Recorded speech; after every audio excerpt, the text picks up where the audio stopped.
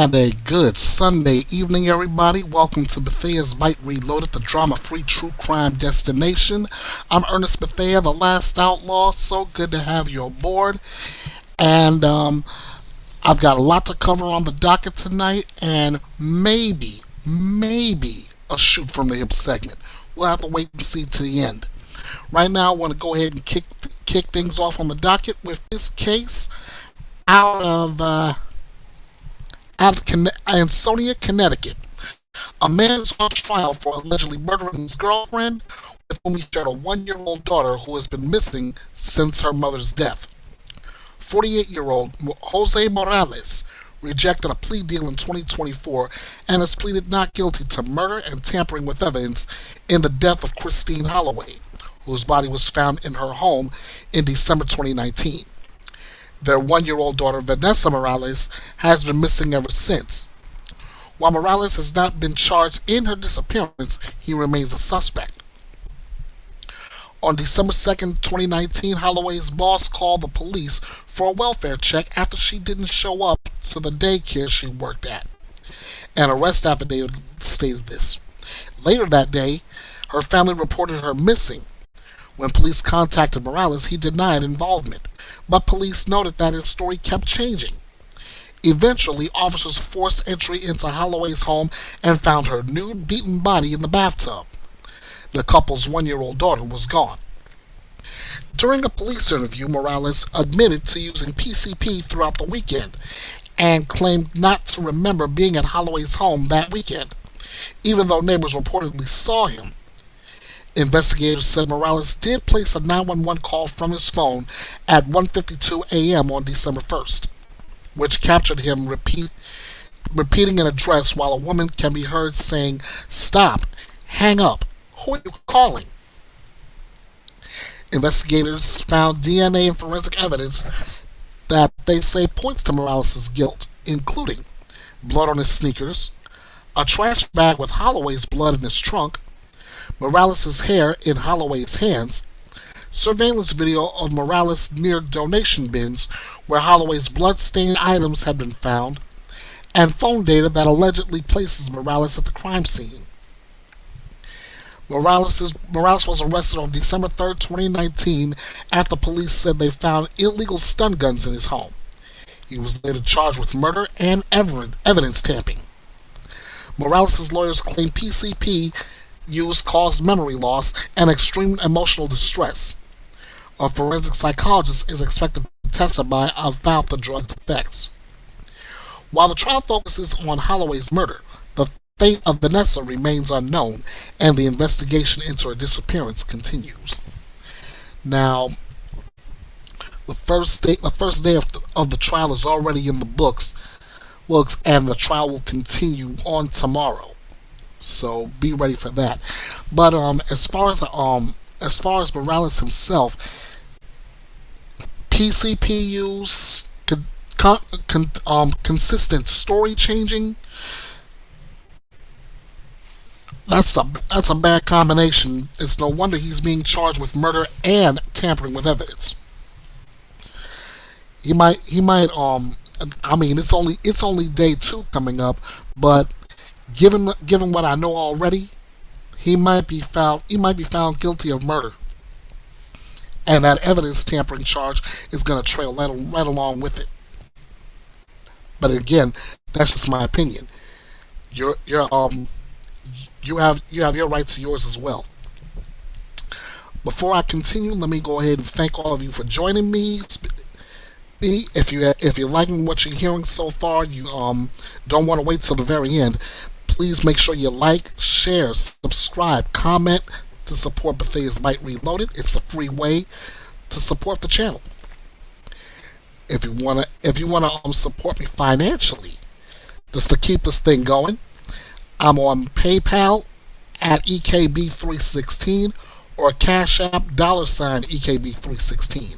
As always, nothing is obligated, but it's always appreciated. If you would like to join me for to discuss true crime, the link is here. All you gotta do is copy and paste it onto a new browser window or tab, I'm be more than happy to have you join me. Bounce some thoughts off each other. Maybe have a little debate on certain cases. All right. Now that I got that part out of the way, let's continue. Next up, the Hawaii doctor is charged with trying to kill his wife, has pled not guilty.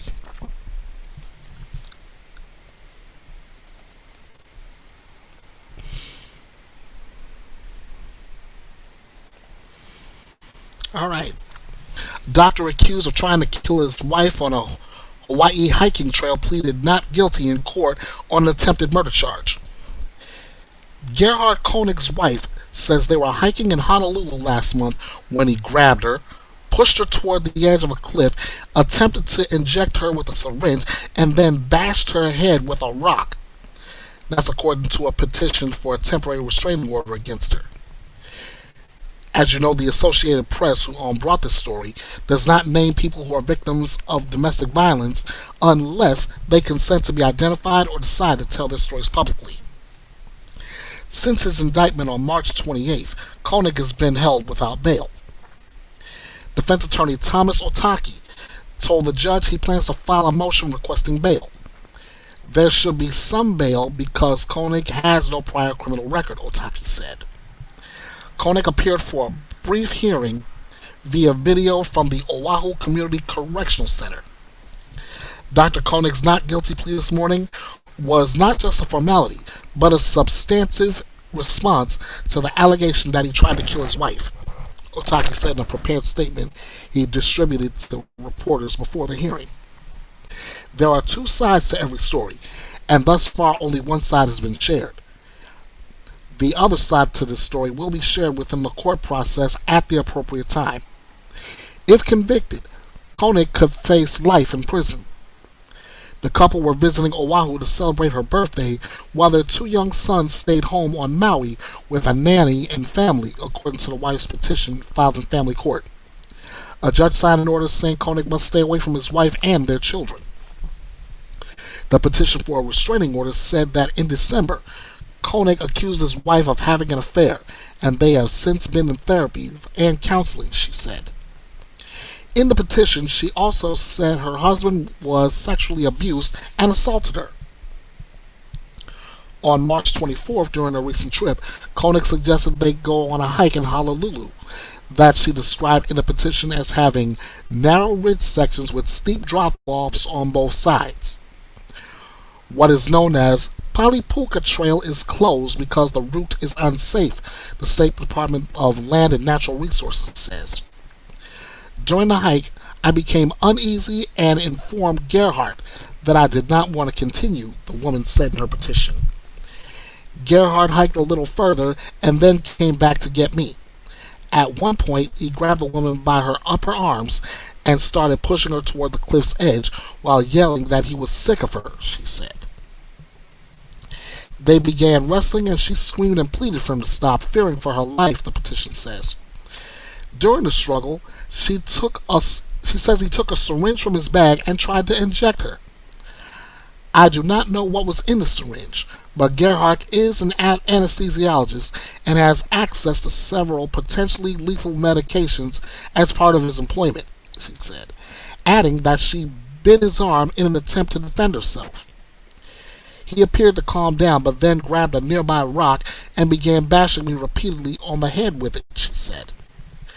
Two women on the trail saw what was happening and said they were calling 911.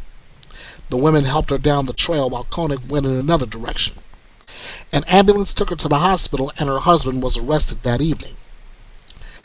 Koenig is an anesthesiologist at Maui Health, which operates hospitals and clinics in Maui County, and is an affiliate of Kaiser Permanente. Maui Health said in a statement to media organizations that he was suspended pending investigation.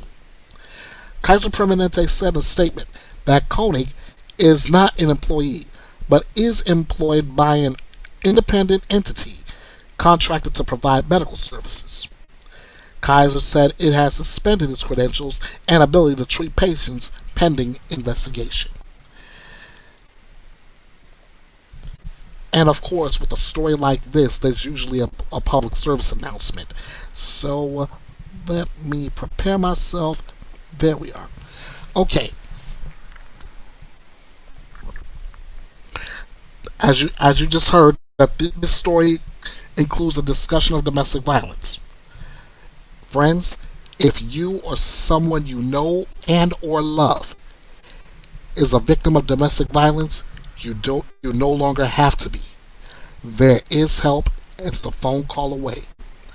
You are urged to call the National Domestic Violence Hotline at 1-800-799-SAFE, 1-800-799-7233, or go to www.thehotline.org. All calls are 24 hours a day, 7 days a week, with help coming in over 170 languages. You do not have to be a perpetual victim when it comes to domestic violence. You can get help. There is a way out, and it starts right at your fingertips. Call 1-800-799-SAFE, 1-800-799-7233, or go to www.thehotline.org.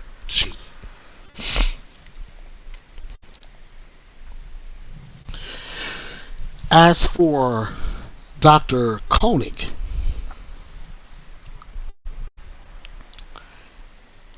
all it's going to take is for those two women to testify on behalf of his wife. They witnessed everything that was going down. They were the ones who called 911.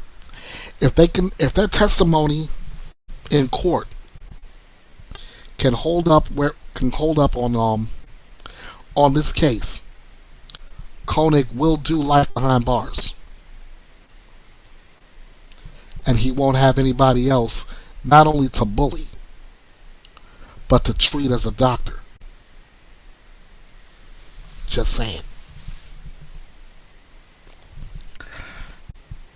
Next up, in an update on the Corey Richards case, the judge heard the motion to move Corey Richards' trial, and he says, motion denied.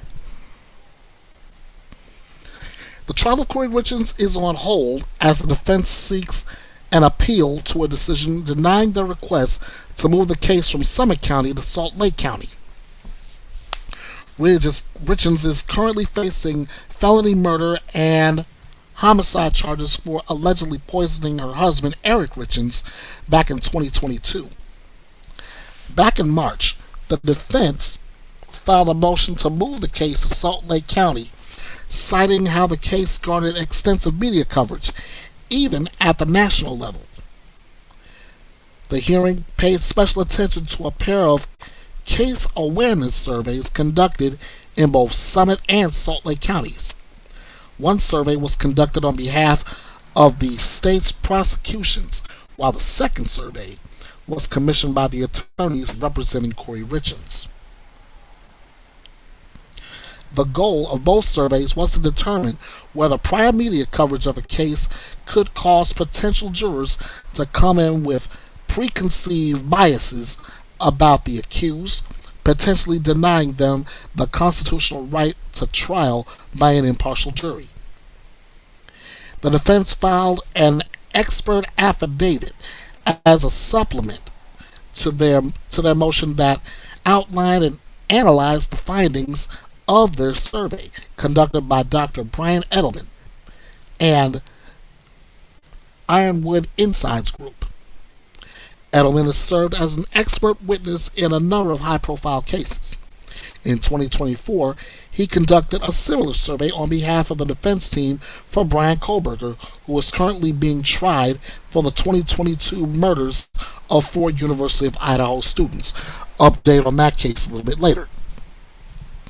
Edelman was brought in to testify about the findings, outlining how high-profile media coverage could potentially poison the jury pool. Quote, people who know more information, have more case knowledge, are more likely to have bias, testified Edelman. That's exactly what we find in our survey. We're finding consistent, predictive relationships based on 30 plus years of social science research. End quote.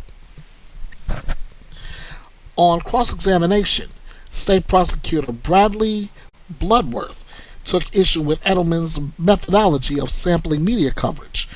Edelman testified that the Summit County survey primarily sampled media coverage from the park record. When pressed, he further testified that he did not include coverage from local television or national outlets, calling his findings a conservative analysis. After hours of testimony and arguments, the judge ruled that the difference in the potential pool of jurors between the two counties is negligible, due in part to their proximity. He also cited the logistical hurdles that would come with either transporting Richards to and from Salt Lake County over the course of the trial or having jurors commute from Salt Lake County to Summit County. As soon as the denial was handed down, the defense filed a motion to stay the proceedings as they seek an interlocutory appeal, if I'm pronouncing it right.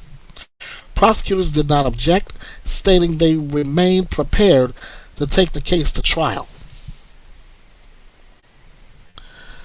So, the trial is going to stay in Summit County instead of being moved to Salt Lake County, and the defense is already appealing that. I say keep it in Summit County, move it to Salt Lake County. All you need is 12 men and women to come to an agreement whether Corey Richards is guilty of killing her husband or not. That's all there is to it.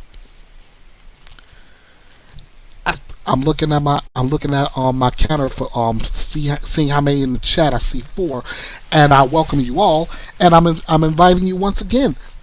Come on in. I've got a wide open panel. It's always open. If you want to jump in, you want to bounce some comments off of me, fine. I'd love to hear from you.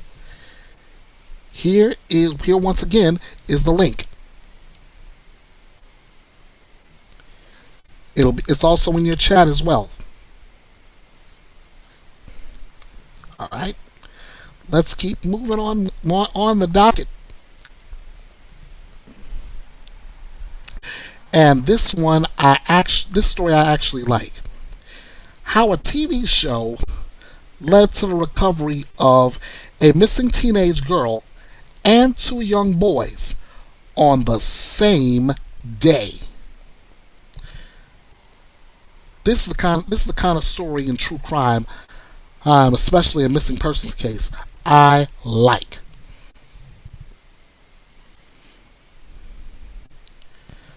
Take a look at your screen, guys. On the left, you have brothers Colton and Cohen Desermo. On your right, Juliet Capone. The bullet points will tell you that the 3 children who were featured on Reels as On Patrol Live will return to the families on their same day. The show partners with the National Center for Missing and Exploited Children and the Black and Missing Foundation to feature missing kids. To date, 40 missing people, mostly children, have been found thanks to the show. Now, Jesse Capone was beside himself with worry when his daughter Juliet, age 16, went missing from their New York City home on November 19, 2024. Equally scared was Chase Desermo, whose young sons Colton and Cohen, ages 5 and 7, disappeared on November 18, 2024 from their Lake Charles, Louisiana home. Both fathers reported their children missing to law enforcement, and then to the National Center for Missing and Exploited Children, referred to hereafter as NCMEC. The search for the children dragged on for months with few leads until recently. On March 1st, 7th, and 22nd, Reels' documentary series On Patrol Live aired missing segments featuring the three children's cases. On Sunday, March 30th, all three were safely returned to their families with the show's help. In an exclusive statement to People magazine, Jesse Capone says, "My Juliet is home safe, and it's all because of NCMEC and the television show On Patrol Live. Through them, she heard my voice. I can never thank them enough for making this happen." In his statement to People, Chase Desormeaux admits, "I was holding on by a thread, mentally and emotionally, with all these months of not knowing if my boys were safe or if they were okay. It's a heartache and worry that cannot be described. After the television show aired and NCMEC shared my story nationwide, everything changed with the investigation." Airing every Friday and Saturday night from 9 p.m. to 12 midnight Eastern Time, On Patrol Live features missing segments with cases from NCMEC and the Black and Missing Foundation. During these segments, host Dan Abrams and others ask viewers to call special NCMEC and BAM-5 hotline numbers if they have any information on missing children or adults featured that night. This is the first time that two missing cases, three children, featured back-to-back on the same TV show have been found in the same 24-hour period, says Angeline Hartman, the Director of Communications for NCMEC. Often police have few or no leads with missing persons cases, says Hartman. In Juliet's case, on November 19th, she went to school like usual and then disappeared, says Hartman. When her father starts to dig, he finds footage of her leaving school, which we showed in our On Patrol Live segment. After the segment airs, then the show's legions of fans, OP Nation, takes over, says Hartman. They watch the show and take pictures of the screen, share it on social media, and then they start Googling other details they share on social media. It just really goes farther than any show that I've seen. The show gets results. To date, 40 people, mostly children, have been recovered after being featured on the show. When Juliet was reunited with her father, she tells Dad that she saw herself on Patrol Live and came home, says Hartman. Those missing segments can be found on Twitter at OfficialOPLive, on Instagram at OfficialOPLive, and on Facebook at ReelsOfficialOPLive. Wow. This is the kind, like I said, this is the kind of good news I don't mind sharing. I love sharing those kinds of stories. If we can keep that momentum up, whether it's on TV, whether it's through social media channels like my own, we can help find a lot of missing kids and bring them home. We can help find a lot of missing people and bring them home safe. Which is why I always say when it comes to it, if you see something, say something. That way we can do something. So if anyone has any information on any missing child, you are asked to call the National Center for Missing and Exploited Children. That number is 1-800-THE-LOST, 1-800-853-5678, or submit a tip to them. The address is www.missingkids.org, www.missingkids.org, or call 1-800-THE-LOST. Let's find these kids and let's bring them home safe.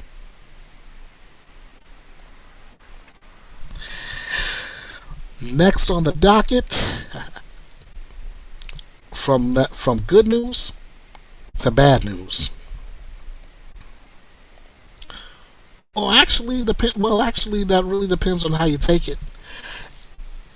A convicted child molester is allegedly killed by prison cellmate at the same facility as a recent conjugal visit.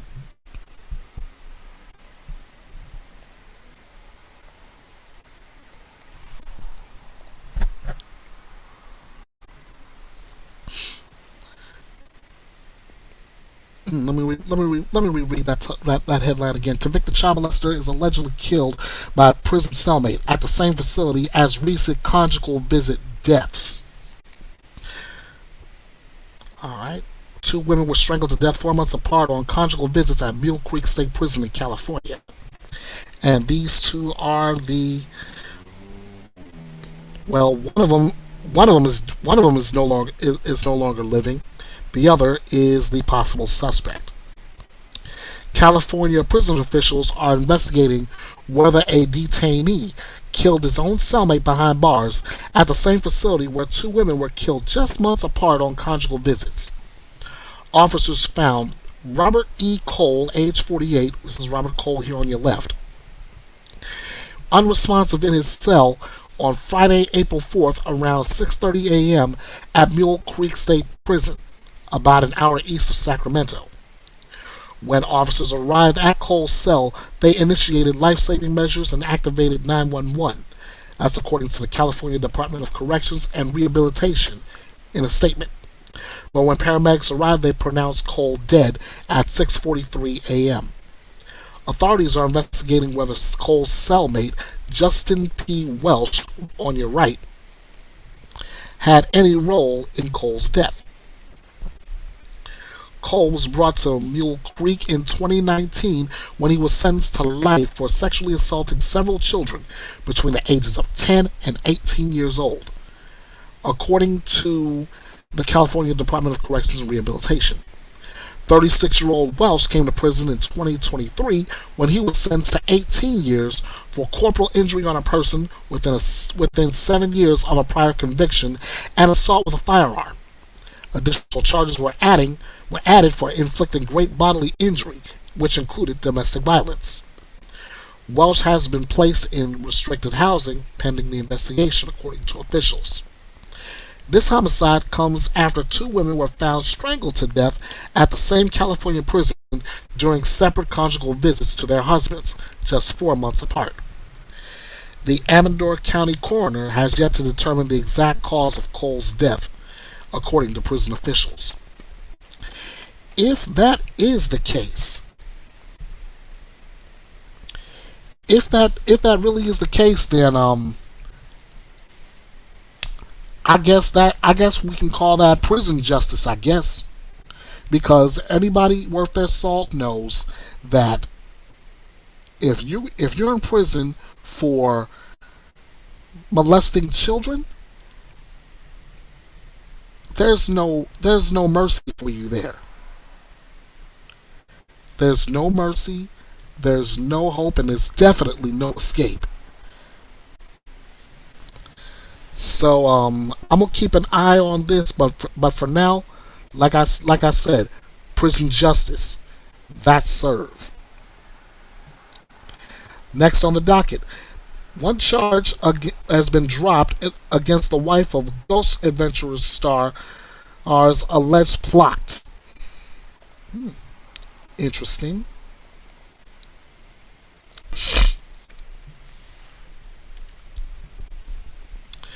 Prosecutors in Nevada have agreed to drop one of two charges against the estranged wife of Ghost Adventurers star Aaron Goodwin, who is accused of conspiring to hire a hitman to kill her husband.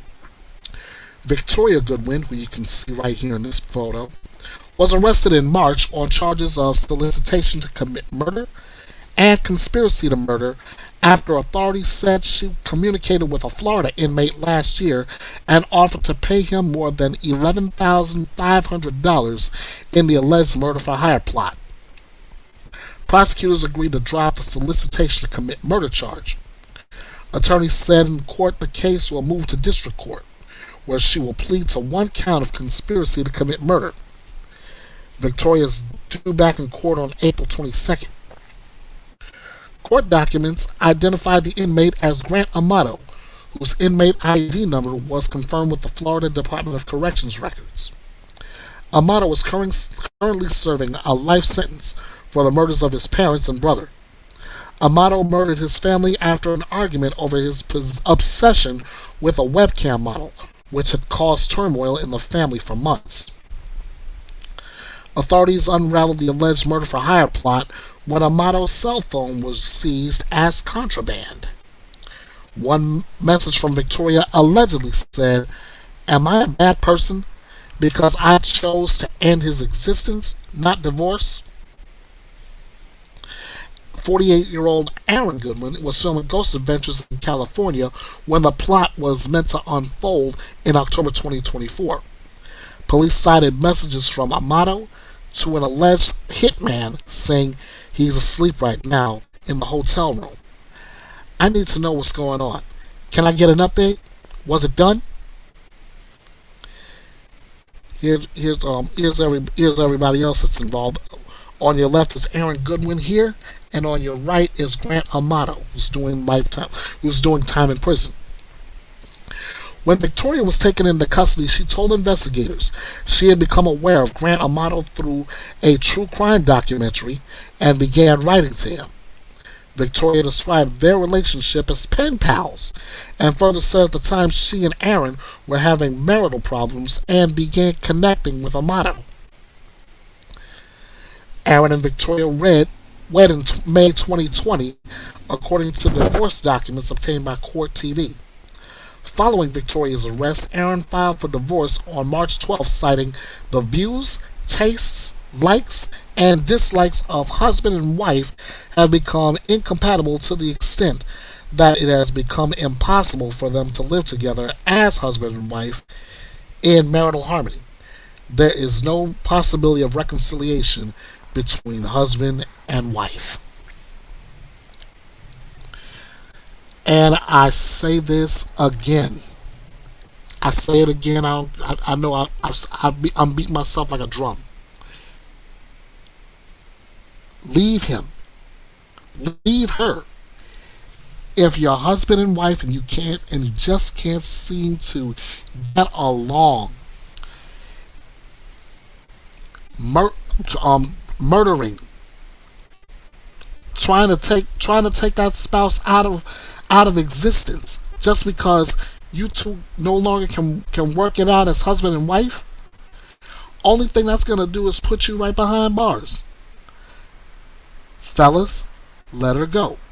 Ladies, let him go. It's that simple.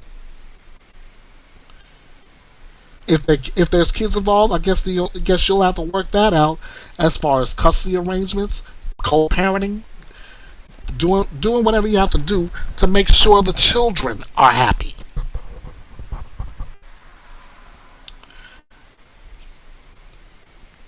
The last thing you want to do is affect the children negatively. Well, right now, as far as I know, in this case, there hasn't been any mention of children, which may very well be a good thing. Next on the docket, the first update in the Lori Vallow case was started with Charles Vallow's warnings to police and history with Lori Daybell.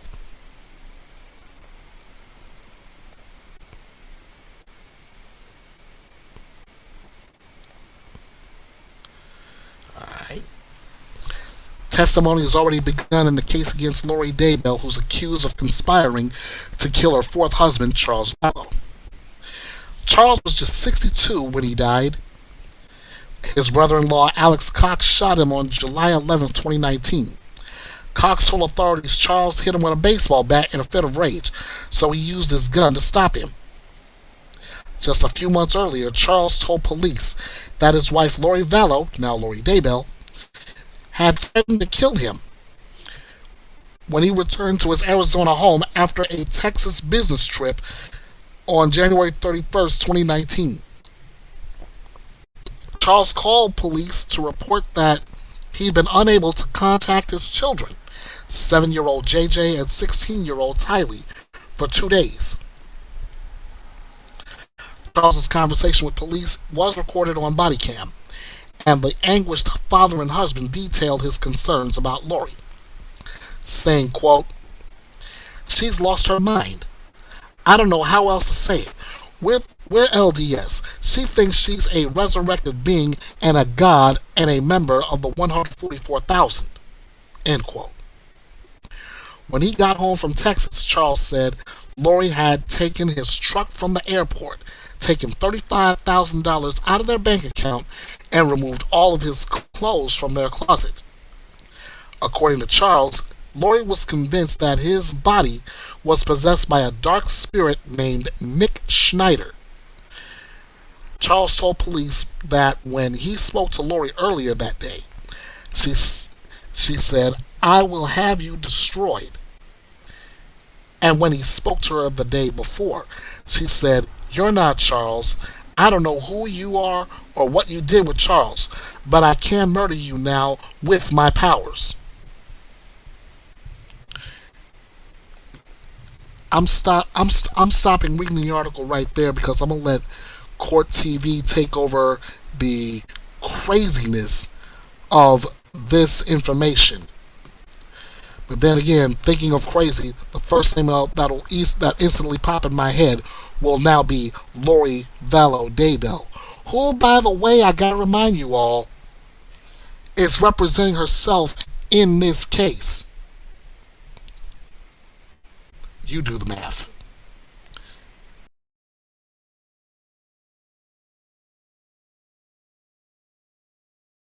Brother-in-law visiting from Houston.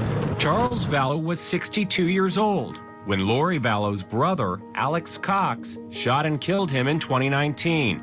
He and Lori were separated at the time. How did it get to this? I don't know, he was enraged. He came at me with the bat again after he'd already hit me in the head, so I shot him to stop him. 13 years earlier, Charles had married Lori in Las Vegas. During their marriage, they had adopted his grandnephew, JJ. In 2014, Charles, Lori, JJ, and Tylee moved to Hawaii and ran a small business on the island of Kauai. 2 years later, in 2016, they moved to Arizona. But by 2019, the relationship had taken a turn, and so had Lori's beliefs. She's had kind of a drug criminality. She says, "I'm Nick Schneider. I've taken over Charles's body, and Charles has been killed. I'm going to kill you. You're going to be murdered today or tomorrow." I've got a 6-year-old with special needs. I've tried to support her as much as I could, but it's gotten really, really bad. Charles' efforts to help didn't make a difference. 2 years after he was killed, a grand jury in Arizona indicted Lori for conspiring to commit his murder. There was not a kinder person with more integrity out there than Charles. Charles was a man of his word. Yep. He had integrity. Family and friends say Charles always took care of everyone else around him. He was a loving father and someone who loved life to the fullest. Charles Vallow, so important to keep the victim at the forefront of any of these trials that we cover. Still with us for the hour, criminal defense attorneys Jack Rice, Josh Shipper. All right, gentlemen, let's talk about Charles Vallow and what you might expect from Lori Daybell when she comes up to do her closing. Do you think that the attorneys that are on standby to help her with the process, logistics, do you think she's worked with them on her opening, Josh? Worked with is a tricky kind of concept there. So remember, when these lawyers are working inside the secure facility where Lori's living, there may be a room where they actually get to sit next to each other, but most of the time it's between a glass wall. And we know that Lori has bucked up at her prior standby counsel, has been clear she wants to do this herself. And there's very specific ethics that assigned support attorney has to abide by. You have lots of rights in America, including the ability to say, "I'm going to do this myself." And I'm afraid that's what we're going to see. How was that again? I'm going to do this. Myself. And I'm gonna do it myself. everybody has the right to do that, and she's choosing to. Jack Rice, a lot of people have been following this case for years and years and years, especially us here at Court TV. And my ears perked up during opening statement by the state when we learned a little bit of new facts. I don't think that we've ever heard before that Lori allegedly was telling people that she was trying to poison her husband.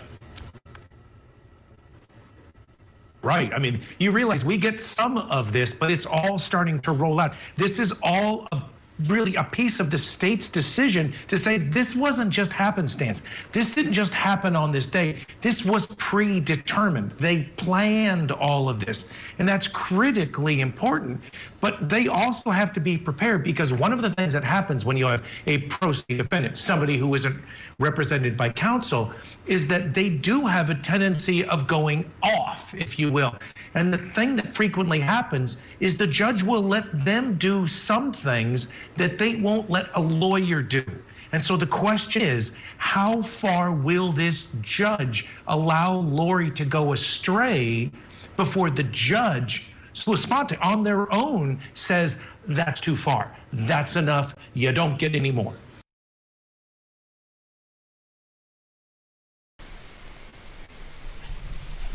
And to this moment, I still think Lori should have relied on an attorney, because honestly, I don't think she knows what she's doing. She's hurting herself in the long run. Anyway, according to testimony from Lori's Idaho trial, the stark change in Lori can be pinpointed back to October 2018, when she met the so-called doomsday prophet Chad Daybell in a religious conference in Utah. Chad would become Lori's fifth husband in November 2019. A lot happened in the time Lori and Chad meeting to saying their vows on a beach in Hawaii. Charles was killed in 2019, and Chad's wife Tammy Daybell died in October 2019. Tylee and JJ were last seen alive in September 2019. The two were killed around that time and buried in a pet cemetery on Chad's Idaho property. Alex Cox died in December 2019 of what was eventually ruled natural causes. And Lori and Chad were named suspects in the disappearances of Tylee and JJ. They were tried and convicted in 2023 and 2024 respectively for the deaths of Tammy, Tylee, and JJ. Lori is serving life without parole, and Chad is on death row in Idaho. Because Charles's death was initially ruled as self-defense, the case was seemingly open and shut.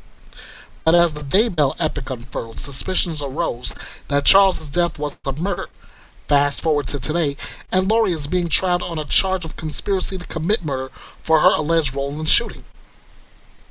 Charles's obituary describes him as a father, brother, and friend who positively impacted all of the lives he's touched.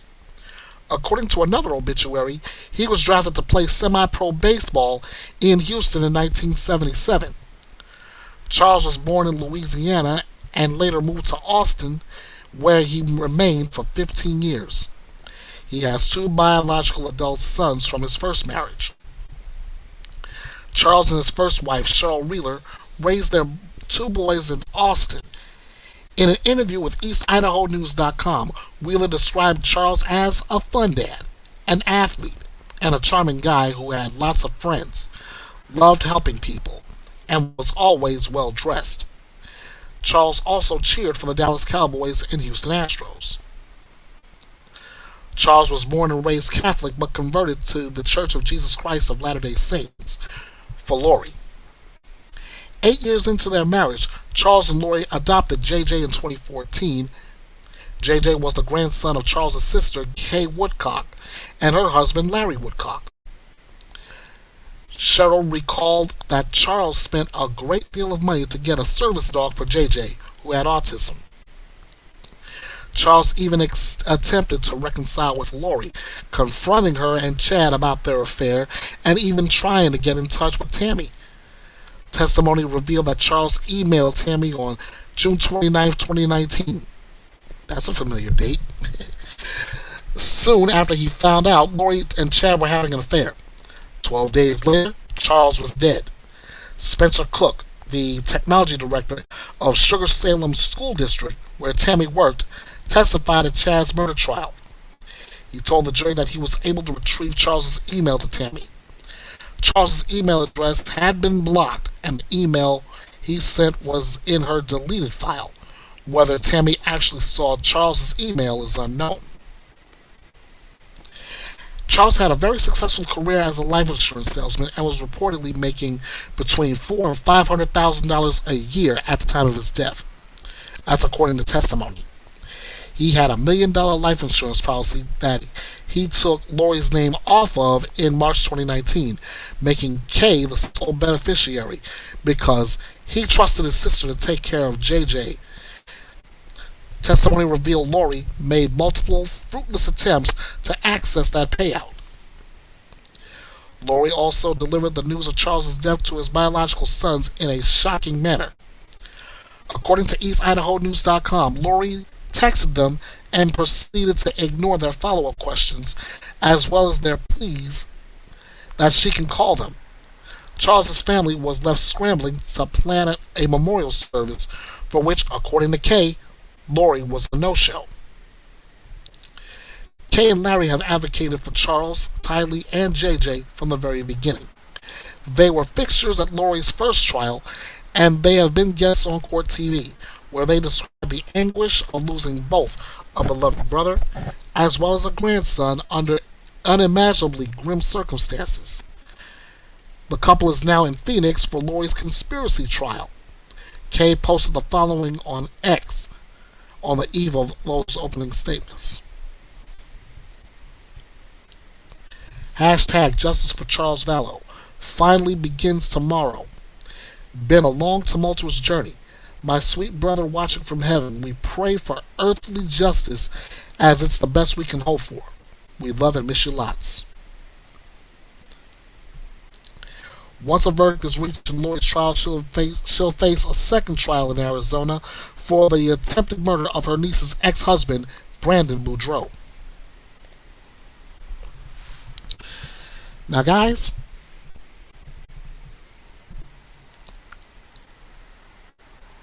Lori Daybell, whether she wants to admit it or believe it or not, has got herself backed into a corner. She is acting as her own attorney and has to prove that she is innocent in the role of in whatever role she played in the death of her fourth husband, Charles Vallow, and then she's going to have to do it all over again in the death of Brandon Boudreaux. Now, as far as murder cases goes, no defendant, none, not one, has been able to get him or herself acquitted. It hasn't happened, and I don't think it's going to happen. So, Lori, good luck. You're gonna need every ounce of it.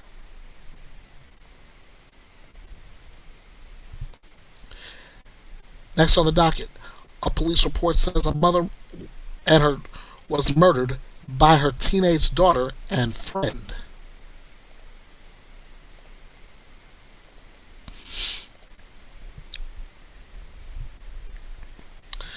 Out of Washington City, Utah, 2 teenage girls, including the victim's daughter, have been charged with first-degree felony murder in connection to the death of a woman whose body was found inside a southern Utah vacation home last month. 16-year-old Mihaela Sorescu and 17-year-old Abigail Flanagan were formally charged in the 5th District Court and are being held in the Dixie Area Detention Center in Washington County.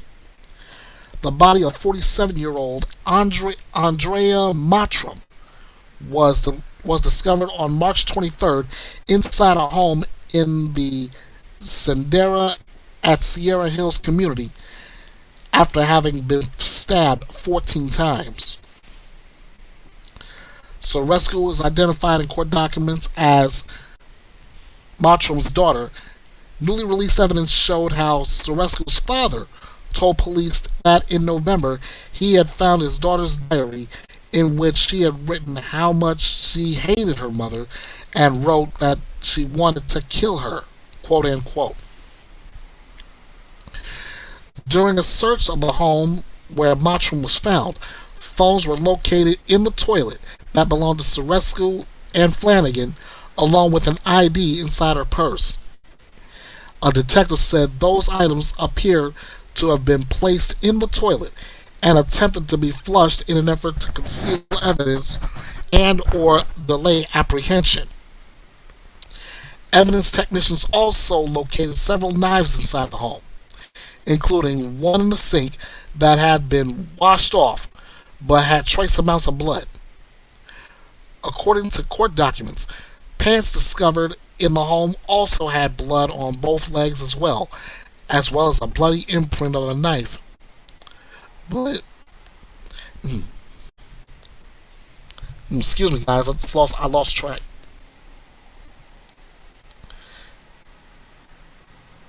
Evidence technicians also located several knives in the home, including one in the sink that had been washed off but had trace amounts of blood, according to court documents. Pants discovered also in the home also had blood on both legs as well as a bloody imprint of a knife blade. That's what the detectives wrote, that due to the size of the pants, it is believed they belonged to Sorescu. Following Mottram's death, the teens were originally called persons of interest by the Washington City Police Department, who were searching for the girls after they left the area. The teenagers were later found in Los Angeles County and extradited back to Utah. Sorescu has been in a Washington County residential treatment facility for the past 3 years, according to court documents, while Flanagan had been there for at least a year before being removed by her parents. In a press release, Mottram traveled to the state with Flanagan to visit her daughter days before her death. The teens then allegedly stole Mottram's rental car to leave the arena. Mottram was a social worker and co-founder of disability and refugee associations in the U.S. and Romania, including the Chicago-based American Romanian Coalition for Human and Equal Rights.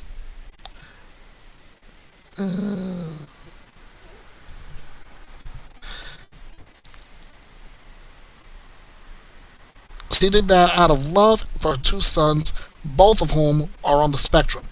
Mottram later adopted Mihaela, who is now accused of killing her mother.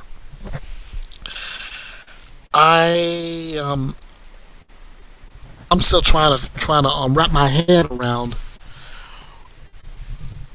Seems like I get stories like this every week. It's either the parents killing the child or the child killing the parents. What is going on here? And now this one, not only is she accused of murdering her mother, but her friend is facing the same accusations too. What is happening here?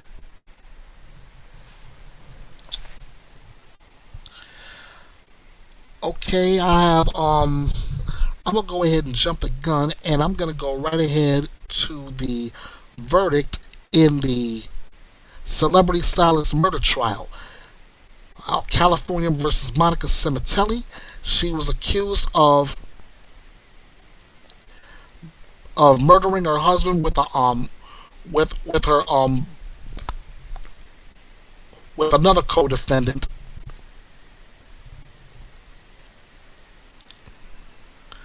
With another co-defendant, Robert Baker. I'm going to take you right inside the courtroom right now for that verdict.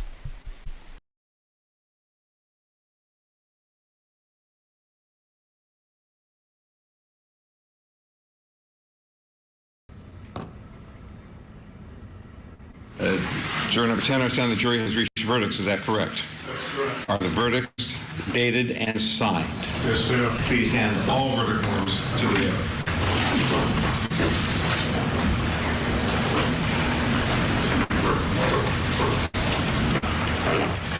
Thank you.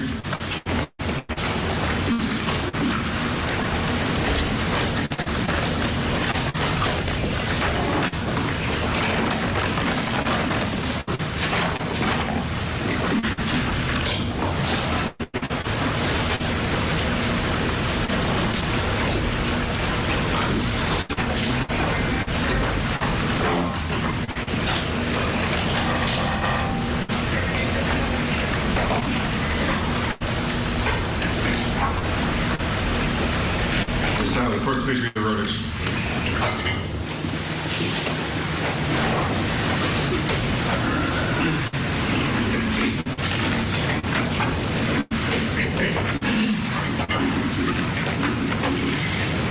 In the Superior Court of the State of California, County of Los Angeles, in Department 101, the people of the State of California versus Monica Cementelli, in case number BA 452-97502. We, the jury, in the above entitled action, find the defendant, Monica Cementelli, guilty of the crime of murder in violation of Penal Code Section 187A, a felony as charged in count 1 of the indictment. We further find the murder to be of the first degree. We further find the allegation that the murder of Fabio Cementelli was intentional and carried out by the defendant, Monica Cementelli, for financial gain within the meaning of Penal Code Section 190.2A1 to be true. We further find the allegation that the defendant, Monica Cementelli, intentionally killed the victim by means of lying in wait within the meaning of Penal Code Section 190.2A15 to be true. Dated April 11th, 2025, juror seat number 10, foreperson. In the same case, title, and cause, we, the jury, in the above entitled action, find the defendant, Monica Cementelli, guilty of the crime of conspiracy to commit murder in violation of Penal Code Section 182A1. A felony is charged in count 2 of the indictment. Dated April 11th, 2025, juror number 10, foreperson. Ladies and gentlemen of the jury, are these your verdicts? So say you one, so say you all. Does the defense of the jury poll? Yes, please, Your Honor. Please poll the jury. Ladies and gentlemen of the jury, as I call your seat number, please answer yes or no to the question. Juror in seat number 1, are these your verdicts? Yes. Juror in seat number 2? Yes. Juror in seat number 3? Yes. Juror in seat number 4? Yes. Juror in seat number 5? Yes. Juror in seat number 6? Yes. Juror in seat number 7? Yes. Juror in seat number 8? Yes. Juror in seat number 9? Yes. Juror in seat number 10? Yes. Juror in seat number 11? Yes. And juror in seat number 12. Yes. The jury has been polled. The verdicts are ordered recorded. Both sides waive reading of the verdicts as recorded by the people Yes. and the defense. Yes. Your service now comes to an end.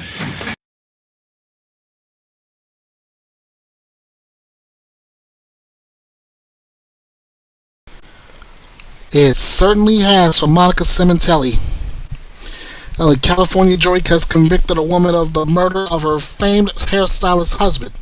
Monica Cementelli was found guilty of murder and conspiracy in the death of 49-year-old Fabio Cementelli.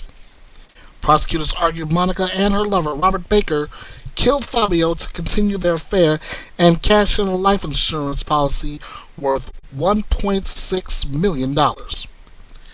Monica faces life in prison without parole at her sentencing, which is scheduled for June 23rd. Fabio was stabbed to death at their Woodland Hills home on January 23, 2017. It was initially believed to be a home invasion robbery gone awry, according to the Los Angeles Times. Monica and Baker were arrested 6 months later after investigators uncovered their affair. DNA evidence at the crime scene also connected Baker to the murder. Baker pleaded no contest to the charges against him. He accepted a sentence of life in prison without parole. In October, a third person was arrested in the murder plot. Christopher Austin was extradited from Washington State on charges of murder and conspiracy to commit murder. Ahead of jury selection in Monica's trial, prosecutors announced Austin pled guilty to second-degree murder and the personal use of a knife in exchange for his truthful testimony against the defendant. Austin faces 16 years to life in prison at his sentencing scheduled for May. See, there we go again. Another case of a wife going out on her husband, not only conspiring to kill her husband, but doing so to carry on the affair that she's going on with, but to cash in on a $1.6 million life insurance policy. And as the verdict was being read, as you saw her reaction, she started crying the moment the first guilty verdict was handed down for first degree murder. Boo hoo hoo. Well, if you wanted to carry on your affair, you should have just left him. Oh, but that's right. Silly me. Money. It's not just the affair, it's money. Silly me. I almost forgot about that. Slipped my mind just like that. Well, here's one thing we can guarantee. You won't have to worry about money where you may be sentenced. And you won't have to worry about money running out, because you got plenty. One thing they say, time is money, and you have plenty of it behind bars. I don't know what the sentencing is going to be just yet, but I can say this: it will be justice served. All right, next up, there's a hearing that could set rules for evidence in Bryan Kohberger's murder trial.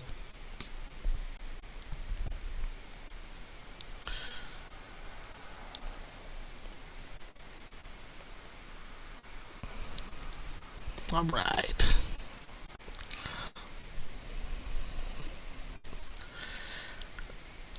All right.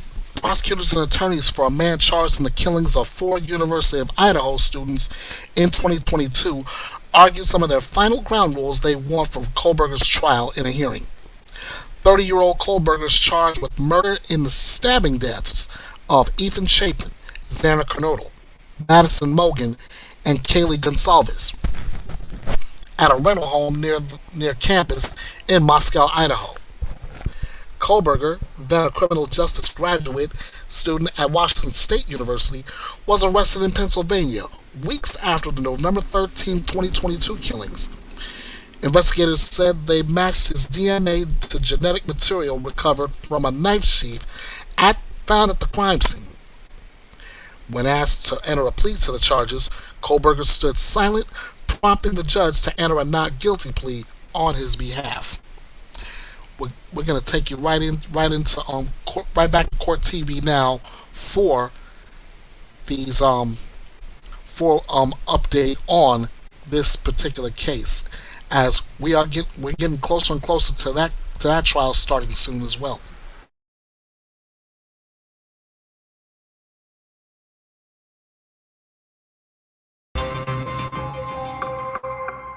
Detectives arrested 28-year-old Bryan Christopher Kohberger on a warrant for murders of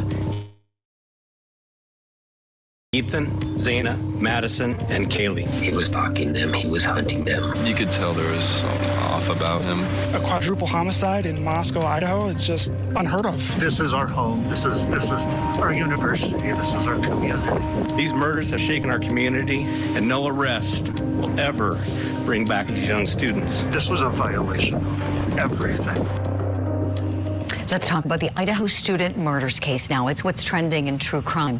Bryan Kohberger's the man charged with those fatal stabbings, and he was back in court on Wednesday. Both sides arguing what's called those motions in limine, the motions ahead of the trial. They really set the stage for everything, and that trial market calendar is set to begin on August 11th. There were over 20 different motions taken up by the court.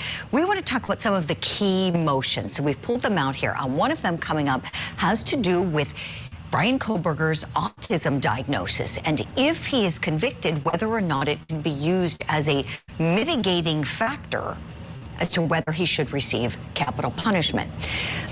Let's talk about the killer's bushy eyebrows. We know that one of the surviving housemates said she saw the man wearing dark clothing, athletic build, wearing that dark mask, but saw the bushy eyebrows. Well, the defense doesn't want that coming in. The judge took the arguments under advisement. We'll see what he rules later. But we want to talk about that because we know that's really key in this description, right? We know that this surviving housemate didn't make a direct identification of Bryan Kohberger. He's just the accused. So is it likely the judge is going to exclude her descriptor of the bushy eyebrows? Let's bring in attorney Dave Ehrenberg now. Dave, you're the perfect person to help me unpack all these things. So starting with that, the bushy eyebrows issue. Do you see this getting excluded? It shouldn't, Julie, because it's relevant evidence. You have an eyewitness there, a surviving roommate, who said, I saw this individual wearing a mask, but these noticeably bushy eyebrows. And you could see in pictures taken of Kohberger right after a selfie he took right after the murder, a really creepy one, that he has bushy eyebrows. And it is noticeable that when he sits at the defendant's stand all made up, that those eyebrows have been trimmed. Let the jury decide whether that is evidence of his guilt. But to exclude it altogether, I think would be a mistake. Excellent analysis, Dave. Thank you for that. I want to turn to something else here. And you know well the law and capital punishment, what it involves, having to make the weighty decision to seek such a punishment on a homicide case, having served as the state attorney in Palm Beach County, Florida. In this case, we know the state of Idaho is seeking the death penalty against him, and his defense team wants to use his autism as a mitigating factor. Do you see that being permissible? One of the advantages, Julie, that defendants have is that you can list any mitigating factors. See, prosecutors have a list on the statute that says, here are the aggravators, and they have to prove at least one aggravator beyond a reasonable doubt. But when it comes to mitigators, the defense can choose anything. You remember that horrific murder at Parkland, not far from here, this Marjorie Stoneman Douglas massacre.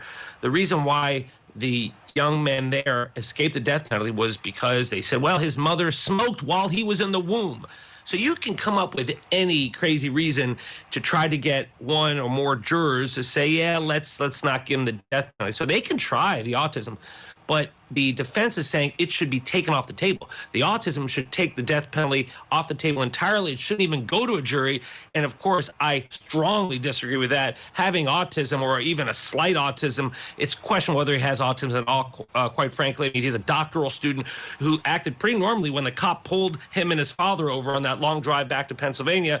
But even if he does have some level of autism, that alone is not enough to take the death penalty off the jury, away from the off the table and away from the jury. They should be able to decide. Yes, Dave, I love it. Preach. I've got another issue I want to pick your brain on. That has to do with the 911 call placed by those housemates. We know this was made hours after the homicides were committed. Let's take a listen to some of it now. 911 location of your emergency. Something is happening. Something happened in our house. We don't know what. And tell me exactly what's going on. One of the roommates has passed out, and she was drunk last night and she's not waking up. Okay. Oh, and they saw some man in their house last night. Okay, I need someone to stop passing the phone around because I've talked to 4 different people. Okay, sorry, they just gave me the phone. Is she breathing? Hello? Is she breathing? No. Okay, so the defense team wants to keep the 911 call out. The judge is going to give some guidance at a later date on whether it will be admitted, and the judge hinted at some possible redactions with its admittance, so we'll wait for that. And then there's the other issue of the Amazon click history for Bryan Kohberger. The defense wants to have excluded some purchases that he made. The state is pointing to deliberate actions that indicate premeditation because he bought a K-bar knife and a sheath to go along with it months prior to the homicides. And the judge will allow that Amazon evidence to come into the trial potentially. I don't believe there's been a ruling on that. Someone correct me if I'm wrong on that. I think it's still up in the air. Okay, so Dave, let's take these one by one. The 911 call. The The defense, I don't know what they want in. I think they want to trial without any evidence at all, because they just don't want to know. No talk about bushy eyebrows, no 911 call. The call's pretty harmless if you ask me. They're not saying it was Kohberger in the house or anything like that. That's, they're just, there was a man in the house. We don't know that it's Kohberger. What do you think? Do you think that it should all come in? Do you think it should come in with redactions? Give us your take, please. I guess the defense argument is, Your Honor, this evidence is too harmful to our client. Well, too bad. Tough luck. You should be a judge, Dave. Please be a judge next in your career. I love to wear the black robe and have everyone stand up when I enter the room. It's a great gig to be a judge. Yes. Right? Julie, you and I feel the same way about this. It's like, come on, this is real evidence. This is a present sense impression. This is what the individuals there saw and felt at that time. It really shows the chaos, and it's real life. And also it debunks the whole myth that somehow the roommates were in on it, that somehow they were the killers themselves, or that they somehow were complicit.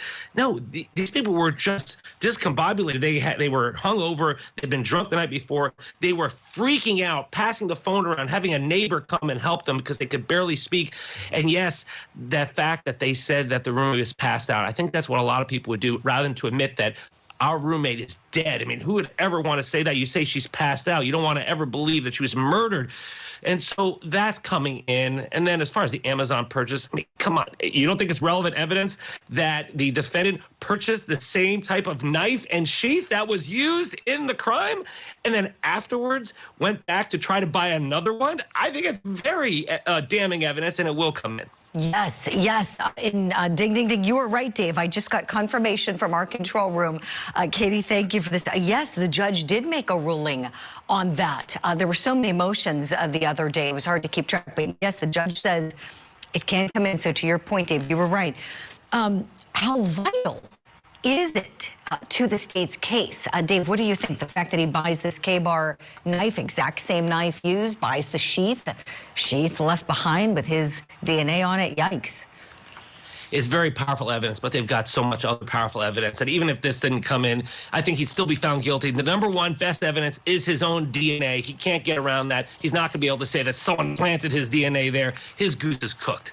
Sure is. Dave Ehrenberg, you're the best. Thank you so much for taking time to come on the program this morning. We missed you. Come back again soon, please. Thanks so much, Julie. Oh, sure.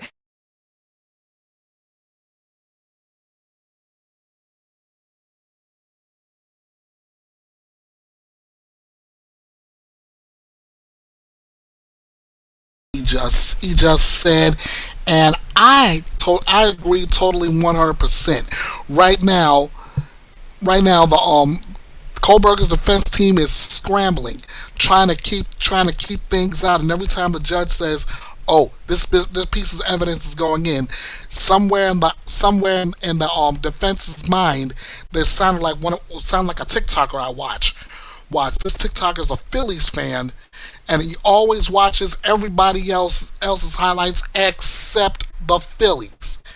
And when something goes down he doesn't like, okay, for example, a home run shot, he thinks pop fly, when in all actuality the call is backtrack wall gone. His first reaction, "Are you kidding me? Are you kidding me?" Well, that sounds like the Kohberger defense right now. Now, the judge is allowing the Amazon click history in. "Are you kidding me? Are you kidding me?" Yeah, it's happening. So, Kohberger's all but cooked here. So we'll just have to wait and see what else is coming next. Back to the docket. A woman is being charged in a murder for hire plot targeting a police officer and a teenager. Are you kidding me? This is coming out of Rochester Township, New Jersey. A New Jersey woman is accused of plotting a murder for hire targeting a Philadelphia police officer and his teenage daughter. 26-year-old Jacqueline Diorio, on the right side of your screen. She's charged with 2 counts of first-degree attempted murder. one count of first-degree conspiracy to commit murder, and one count of third-degree possession of a controlled substance. Prosecutors announced DeOrio's arrest, saying that she had tried to hire a confidential informant to kill her ex-boyfriend and his 19-year-old daughter. Prosecutors withheld the name of the alleged intended victim, but said he was a 53-year-old police officer with the Philadelphia Police Department. DeOrio was arrested after allegedly giving the informant $500 cash after promising to pay a total of $12,000 for the murders of both victims. According to court documents obtained by WCAU, the informant, who met DeOrio via dating app Tinder, told police that she had been adamant about killing her ex-boyfriend. The couple had broken up on March 6th, the alleged target told police. DeOrio is expected to appear in court for a detention hearing, according to CBS News. And here we go again. This time, it's not just the fact that they broke up. This woman just wanted revenge in the worst way. So what does she want? What does she do? She don't want to get her hands dirty. Hire a hitman to do the job. Pay him $500 now, then still owe around $12,000 to get the job done. Forget it.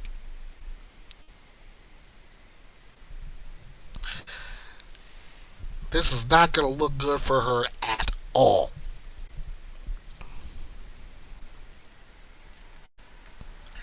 Next up, now this is freaky.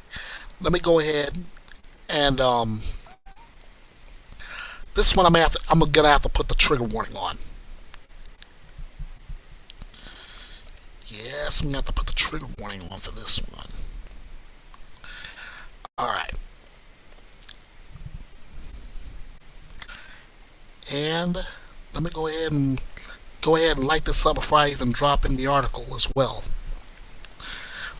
Well, it's as always, I'm bringing you this story. It may be images that'll accompany it, and they may be triggering to your mental health. Viewer and listening discretion is strongly advised. Okay. Hey, I want to protect your mental health on this. So if this one is a little uncomfortable, turn away now.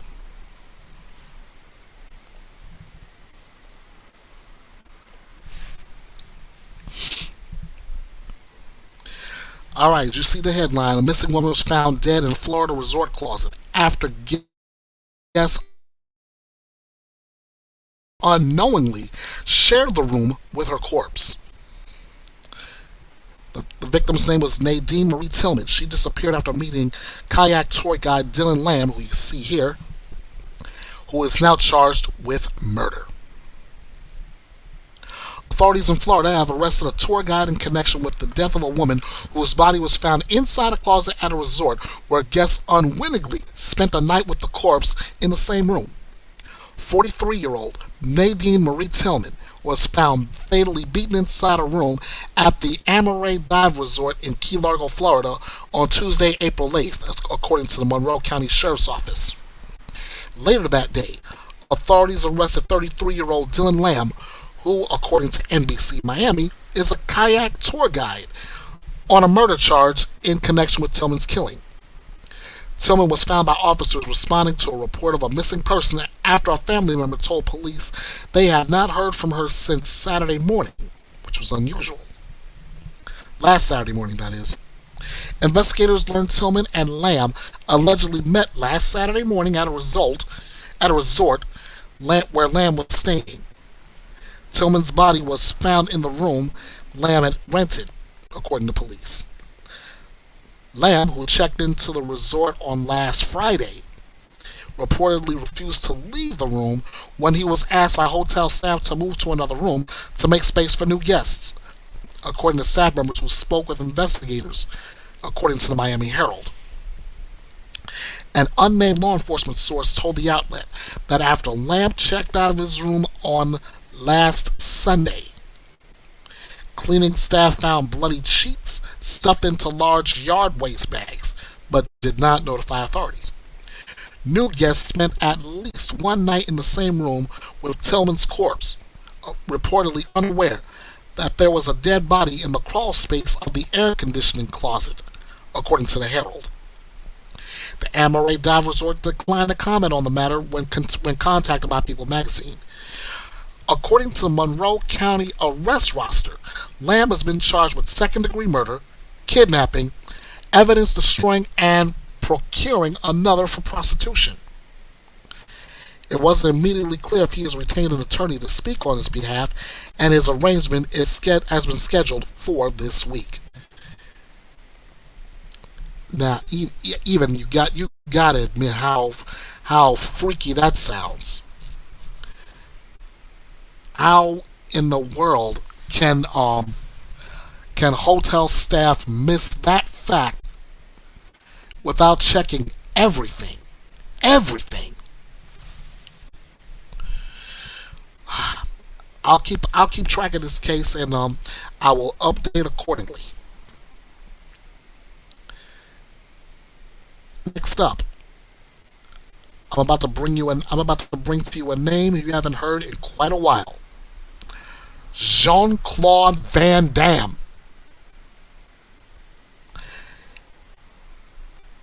Jean-Claude Van Damme's sex trafficking allegations are absurd and unfounded, says the actor's agent.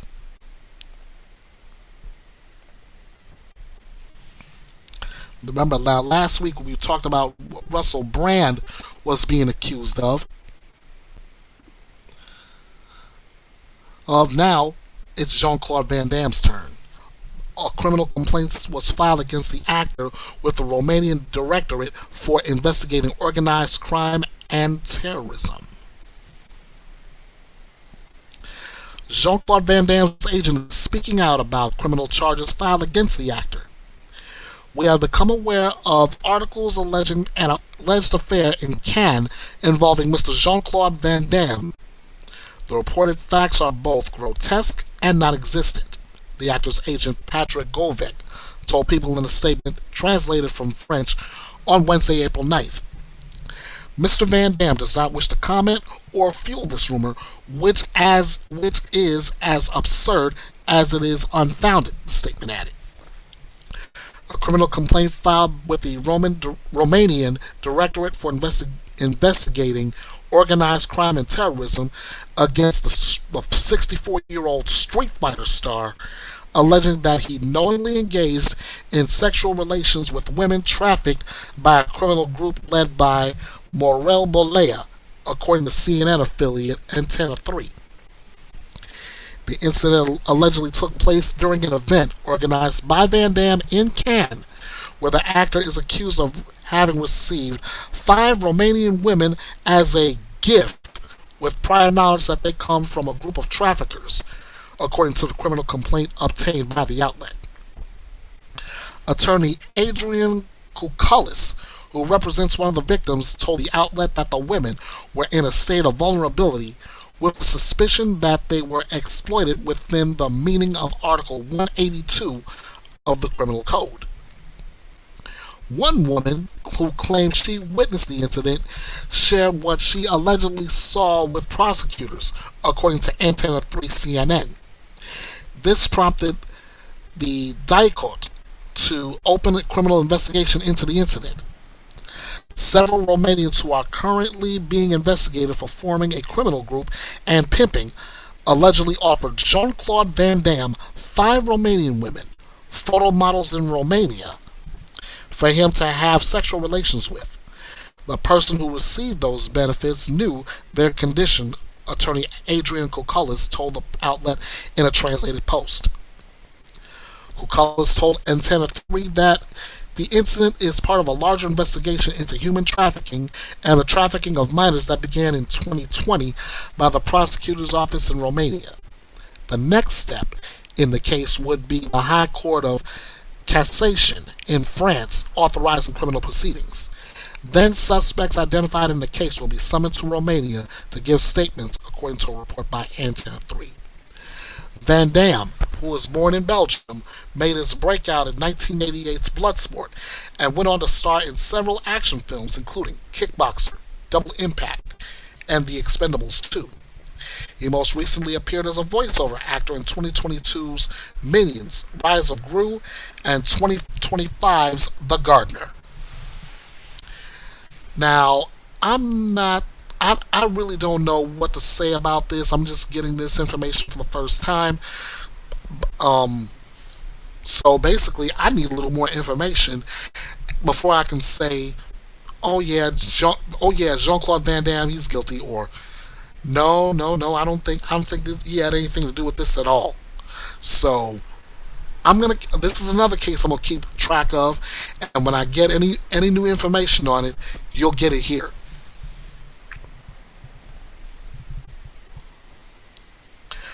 Next, a man holding a 1-year-old while pointing a gun at officers was shot and killed during a hostage situation.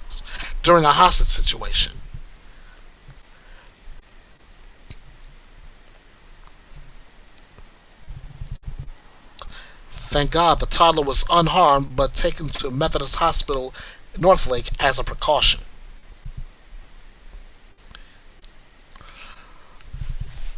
A man holding a 1-year-old boy while pointing a gun at officers was shot and killed during a hostage situation in Indiana. According to a press release from the Gary Police Department, officers were first called to a home on the 2200 block of Carolina Street on Tuesday, April 8th, after a woman reported her boyfriend was acting strangely inside their home after using drugs earlier, had a gun, and had locked himself in a room with their 1-year-old child. Soon after, dispatch received another call about a shooting victim nearby related to the incident. The victim was a 35-year-old cousin of the woman's boyfriend, a 38-year-old male. Police say that the cousin had gone to get the toddler before police arrived, and during this attempt, the 38-year-old became aggressive and shot him. Alright. I am going to copy this link, and the next thing you're going to hear is coming from CBS News Chicago on this very story.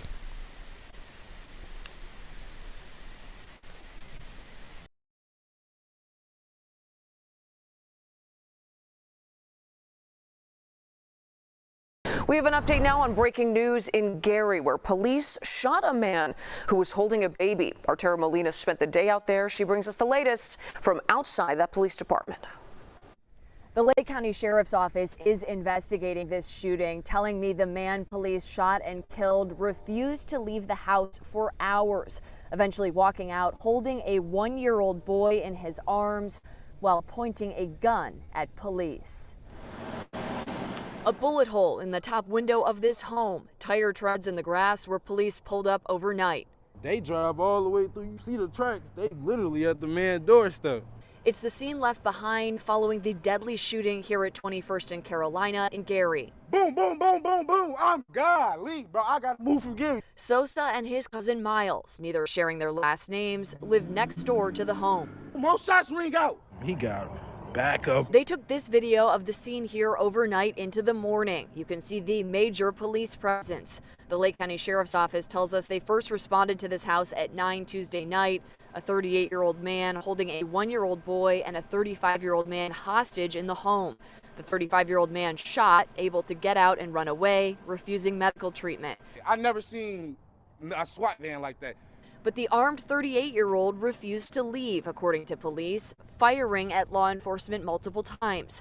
That's when the Gary SWAT team asked for a Lake County specialized tactical armored vehicle in an attempt to safely position officers closer to the scene.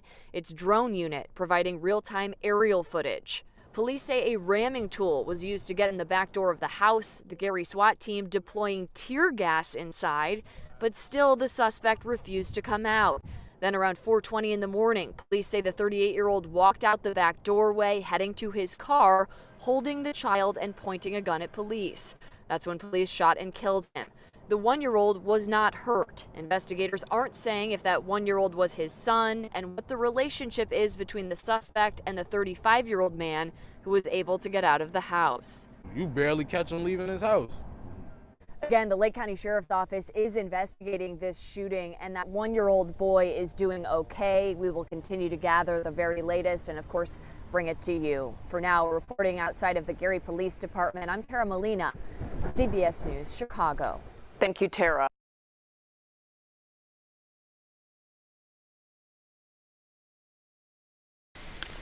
And thanks to CBS News Chicago for that. And thank God that the child is okay. It's always I've always believed that it's always best to cooperate with police no matter what the situation looks like.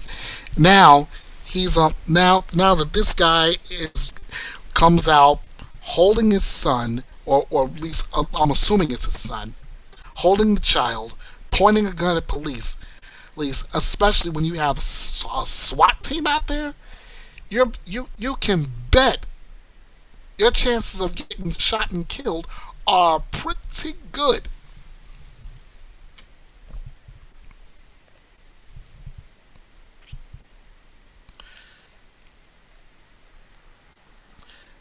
The officer involved in the shooting has been placed on administrative leave per the Gary Police Department, and the Lake County Sheriff's Department is investigating the shooting and said no further information will be released at this time.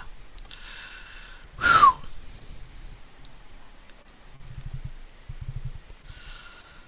Okay, let's see. Next up, the wife of the bass player for the band Weezer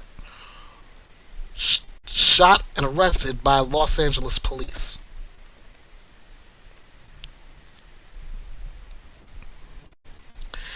Jillian Lauren, author and wife of Weezer bassist Scott Schreiner, was shot and injured by Los Angeles police and arrested on suspicion of attempted murder after pointing a gun at officers from her front yard, according to authorities.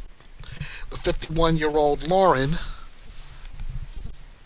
identified by police as Jillian Schreiner and listed as Jillian Lauren Schreiner in jail records, had injuries that were not life-threatening after the shooting in the northeast Los Angeles neighborhood of Eagle Rock according to the LAPD. Her representatives did not immediately respond to requests for comment, and there was no indication Scott Schreiner was involved in the incident. Weezer was scheduled to play the Coachella Valley Music and Arts Festival, which took place on yesterday. Police say they were assisting California Highway Patrol officers in their search for 3 suspects from a misdemeanor hit and run. Lauren was not among the suspects, but while pursuing one of them, who had reportedly been running through a backyard, police came upon Lauren in the front yard of her neighboring residence holding a handgun. They ordered her several times to drop the gun, but she refused and pointed it at them. According to police, they did not say whether she fired the gun, but said she was hit by police gunfire and fled into her home, where they took her into custody, then took her to the hospital. A 9mm handgun was recovered from Schreiner's home, according to the police statement. She was later booked and released after posting $1 million bond, according to LA County jail records. Lauren has not made a court appearance, and it's not immediately clear whether she has hired a lawyer.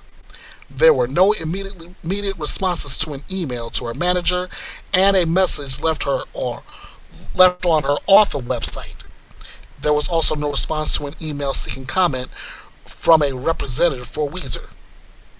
Lauren is the author of 2 best-selling memoirs, 2010's Some Girls, My Life in a Harem, and 2015's Everything You've Ever Wanted.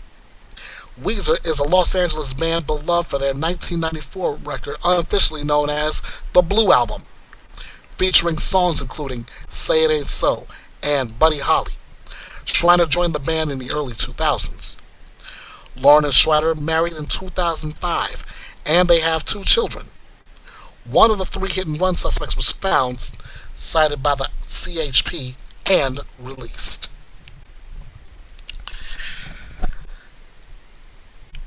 And the lesson right now to be learned in that is, if you're not in that situation, don't put yourself in that situation.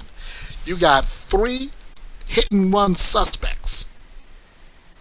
One of them might be armed. If you're gonna put yourself in that situation and pointing a gun at police, be ready to suffer what the consequences that come with that.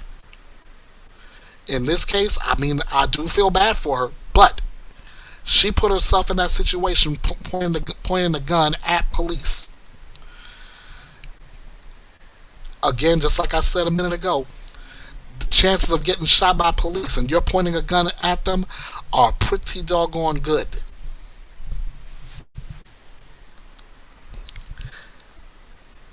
Next up, we have another verdict coming up. This is the surgeon strangles wife trial, Massachusetts versus Dr. Ingolf Turk.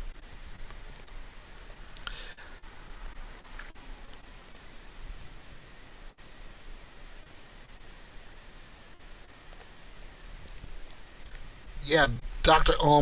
Turk admitted that he strangled 45-year-old Kathleen McLean to death in their Dover home in May 2020 and dumped the body in a nearby pond when he testified in his own defense. So we're going to go to the courtroom for that verdict right now.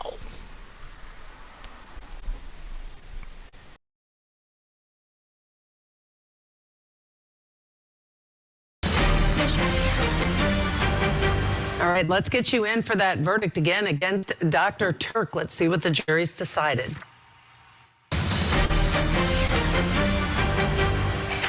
Madam Foreperson, what say yes to indictment number 2020 CR 0138, charging the defendant Ingolf Turk with murder? Is he guilty of any offense charged? He is. Guilty of what? He is guilty of voluntary manslaughter. May the verdict be affirmed, Your Honor. It may. Members of the jury, hearken to your verdict as the court so recorded it. You on your oath do say that the defendant Ingolf Turk is guilty of the lesser included offense of voluntary manslaughter. So say you, Madam Foreperson? Yes. So say you all members of the jury? Yes. Thank you. May the verdict slip be filed and recorded. Maybe.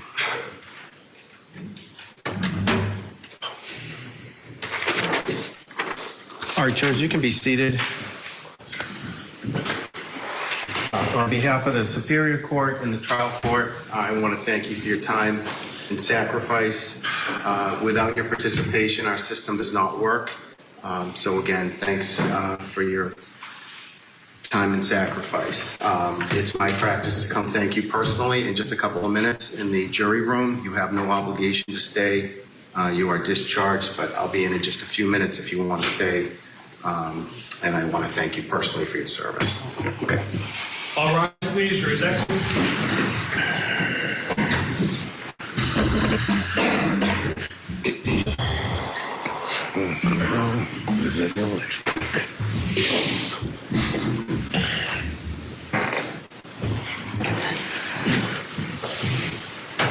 Did they say voluntary? Yep. Pick a dangerous sentence. They won't have probation sentence. I'm not going to go with it for sentencing right now. You may be seated. All right, Ms. Beatty? Can I just have 1 minute to consult with the family? Yes, of course. Is tomorrow available? No. May I please? I would be asking that the court would order a pre-sentence investigation. So I would ask that we defer sentencing for however long it takes for probation to do that. All right, is there any objection to that? I don't know that I have a basis to object. Okay. All right. Do you, how long that will take? Usually a couple of weeks, I think, for probation. I don't know if, yeah, probation's here.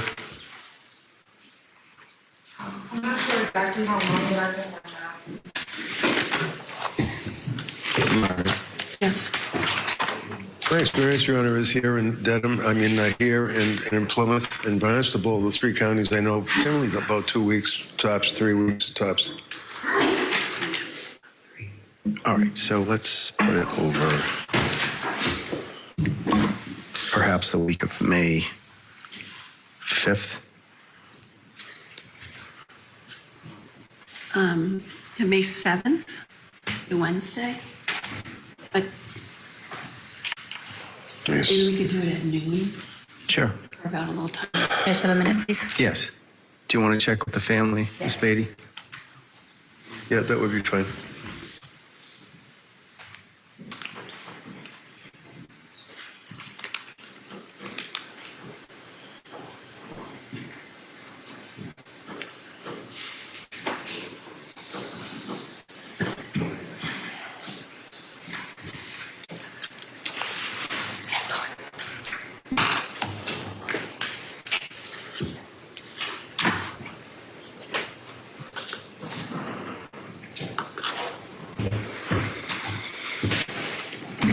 That's not a great day.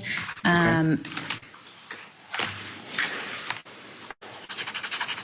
also don't have my calendar with me, I'm realizing. So can we pick a date, but then if we need to reschedule with the clerk, especially after we hear from probation about how much time we need. Mr. Reddington, yeah, fine. what other day that week could you do? Let me ask if May 15th might work. That's the following Thursday. I'm told by probation they need a month, so that's Okay. May 15th. Or I'm sorry, what date did you say? Whatever day you schedule is fine. Which is a Thursday. Okay. Even if I'm on trial, I'm sure a judge will allow me to come here for sentencing. You want to do it at 12 that day, Margaret? Or,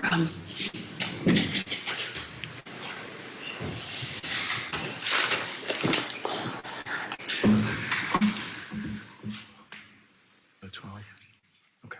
Does that work, the 15th, which is a Thursday? Why don't we do it at noon? Can we go to 2 only because I've got like 10 cases in Fall River Superior and I'm just going to continue all of those and be here. You can do the 16th at 2 if you want to do that. 16th is fine. That's Friday. Yep.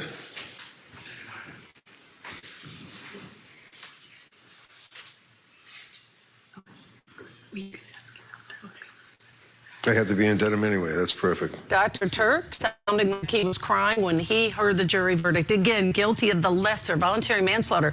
What that means is that it was not found to be done with malice or premeditation, but rather that he strangled Katie McLean in the heat of passion or upon reasonable provocation. Let me bring in to break all this down trial attorney Alexis Rosenberg. Alexis, are you surprised by this verdict or not? I'm not. I think that it was pretty clear, the evidence that they put on, that there was during the heat of passion, that they were in this argument, they were known to get in arguments, and that he had no intent at the time to kill his wife. Well, I guess I would push back and say that's only if you believe his version of what he told on the stand, which obviously they did choose to believe. There were some marks on him that were introduced into evidence, but not a significant number. And clearly they chose to believe his version of what happened, that she did hit him. There was with something of blunt force, and he reacted, that he even demonstrated on the stand with one hand how he used one hand because he lost control, kind of blacked out, and then this happened. 6 hours, 14 minutes, clearly a lot of time that this jury spent deliberating to come up with the lesser. And it means that he faces now only up to 20 years. So talk about the sentencing phase and what you think. He doesn't have any criminal history of which we're aware. So as you stated, the judge could sentence him up to 20 years, but during sentencing, they're going to take in mitigating, aggravating, and previous criminal record, whether, he could be released and rehabilitated, and all that is put into the formula. So yes, the judge could give him the 20 years, but he is going to take into consideration the fact that he has no previous record, so he could get much less. Yeah, and he was facing life in prison. So how must it feel? Because again, he never denied that he did it. He never denied that he strangled Katie McLean, resulting in her death. But he just got saved from a life sentence with murder. And now he gets up to 20 years. He could get much less depending on what the court determines and what's decided during the sentencing phase. Is this, it's a huge win from my perspective. What do you think, and for his defense attorneys, how they might be feeling? I agree with you. I think this is a huge win. I don't think the fact, he said he did it. I don't think there could have been a better outcome than what the jury ended up finding and convicting him of. So I think that his attorney sees it as a huge win. And I think the crying that we saw was out of relief. I mean, because like you said, he could spend the rest of his life potentially in jail if he would have been convicted of, a different charge. Yeah, a big day for Dr. Turk as well as his defense attorneys. Again, the judge set the sentencing for May 16th at 2 p.m. Probation will be doing a pre-sentencing report for consideration at that time. They'll have the opportunity to present any evidence, witnesses, victim impact statements, etc.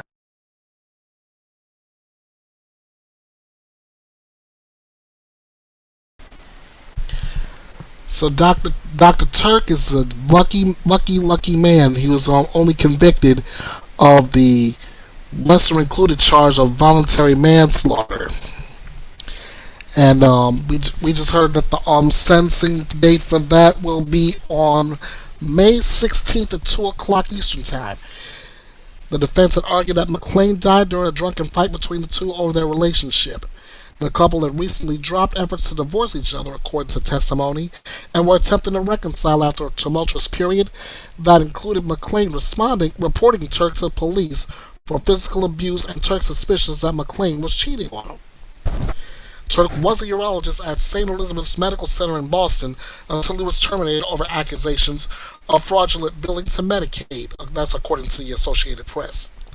McClain ran Birch Tree Energy and Healing, an alternative healing service. So May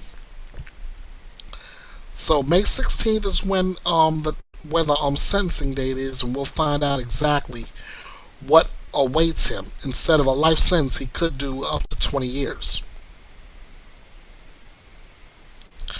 Next on the docket, the defense in the Kendall Mims case says Brandon Barnes created a psychological horror movie.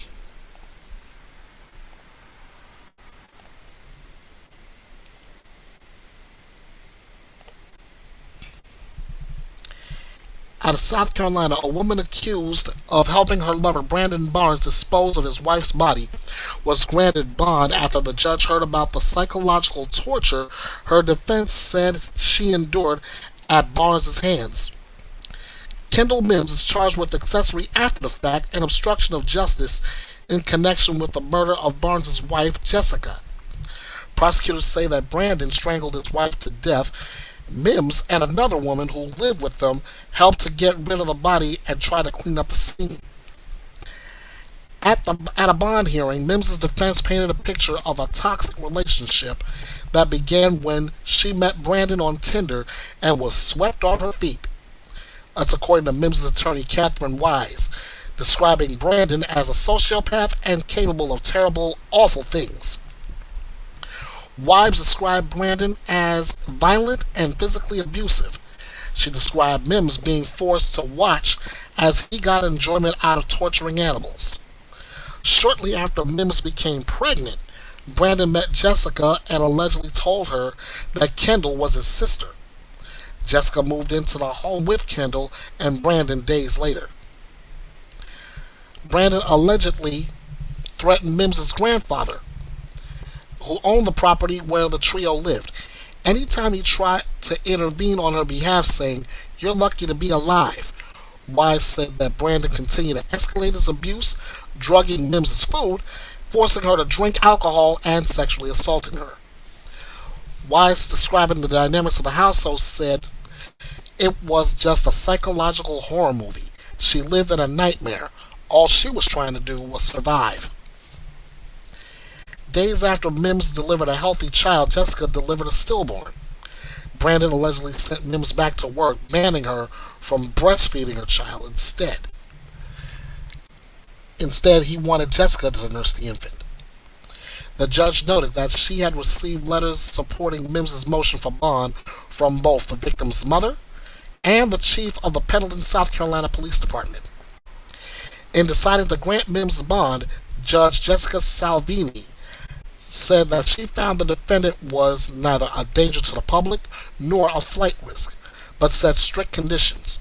Mims will be on house arrest at her grandfather's home and is not allowed to have any contact with her co-defendants. One jail call and her bonds revoked, Judge Salvini warned. It's not even a motion, it's a warrant for her arrest.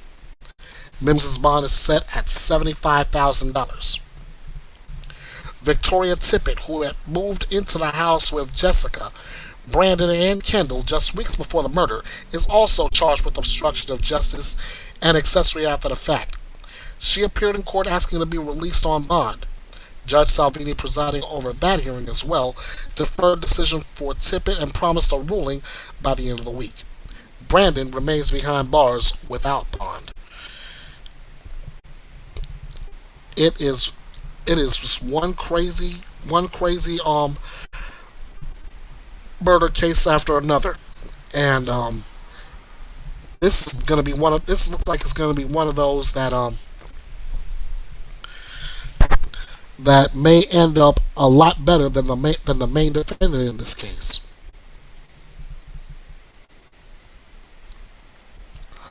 Ooh. I've got a couple more articles left, and then I'm shooting from the hip. First off, I'm gonna start with an update on the Menendez brothers.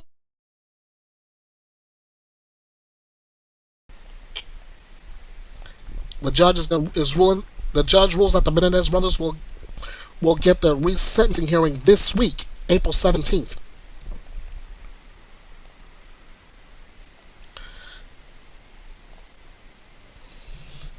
Eric and Lau Menendez's resentencing hearings can continue despite opposition from the LA County District Attorney, a judge ruled on this past Friday. They were sentenced to life in prison without the possibility of parole at ages 18 and 21 after being convicted of murdering their parents, Jose and Kitty Menendez, in their Beverly Hills home in 1989. Former Los Angeles District Attorney General George Gascon asked a judge last year to change the brothers' sentencing from life without the possibility of parole to 50 years to life. That would make them immediately eligible for parole because they committed the crime when they were younger than 26. But Gaston's successor reversed course. Nathan Hodgman submitted a motion last month to withdraw the resentencing request. In light of Hodgman's opposition to resentencing, LA County Superior Court Judge Michael Jessic ruled that the court can move forward with the hearing. Everything you argued today is absolutely fair game for the resentencing hearing next Thursday, he said. Hodgman's office said they could not support the brothers' resentencing because they had not admitted to the lies told during their trial about why they killed their parents and did not fully recognize, acknowledge, and accept complete responsibility for their crime.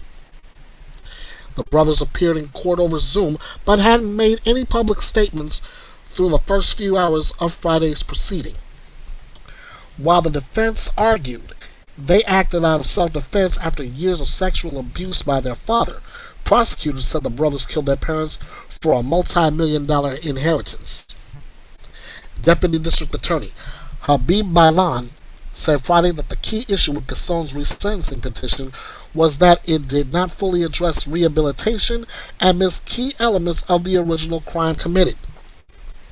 What does it mean to learn from your mistakes and truly understand that you were wrong, Bailan said.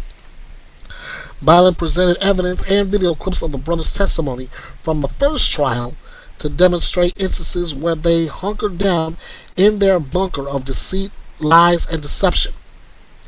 He said the brothers killed their parents out of greed when they learned they would be taken out of the will, citing psychiatrist notes that he said showed this was not self-defense. The brothers' attorney, Mark Garagos, called the presentation a dog and pony show and said it was nothing more than political cover as a result of Hodgman defeating Gasson in the district attorney's race. They have authorized the denial of sexual abuse, Garagos said in the prosecutor's presentation. Garagos argued the judge had full authority to proceed with resentencing under a California law passed in 2023 that allows a court to recall a sentence and initiate resentencing at any point in time. Garagos also objected to Byland including a photo of the deceased and bloody Menendez parents in his presentation, which he said re-traumatized family members and victims. The brother's cousin Ana Maria Barat and Aunt Terry Barat were among family members who were in the courtroom. The family's relationship with Hodgman has soured. Most of the brothers' extended family supports their resentencing. Tamara Goodall, a cousin of the brothers, submitted a complaint with the state asking Hodgman be removed from the case, citing his bias against the brothers and alleging he violated a law meant to protect victims' rights. Hodgman had a hostile, dismissive, and patronizing tone in meetings with the family and created an intimidating and bullying atmosphere, Goodall wrote. In their response to the district attorney's motion to withdraw the sentencing request, attorneys for the Menendez brothers questioned whether Hodgman had legitimate reasons for doing so or was influenced by a change of political winds, quote unquote. The attorneys pointed out that Hodgman demoted Nancy Faberge and Brock Lunsford, the two deputy district attorneys who filed the original resentencing motion. Faberge and Lunsford have since filed lawsuits against Hodgman alleging harassment, discrimination, and retaliation for their work on the Menendez brothers case. The law requires fairness, not personal vendettas, Ana Maria Barat, a cousin of the brothers, said in a statement. Without resentencing, the brothers would still have two other pathways to freedom. They have submitted a clemency plea to California Governor Gavin Newsom, who has ordered the state parole board to investigate whether the brothers would pose a risk to the public if they are released. The parole board is scheduled to hold its final hearings June 13th. The brothers also submitted a petition for habeas corpus in May 2023, asking the court to grant them a new trial in light of new evidence presented. Hodgman's office also filed a motion opposing the petition. So right now, on the surface, it's good news. But then again, we still won't know. We still won't know for sure until June 13th. Next up, James Crumbly was absent from court as he's requesting a new trial.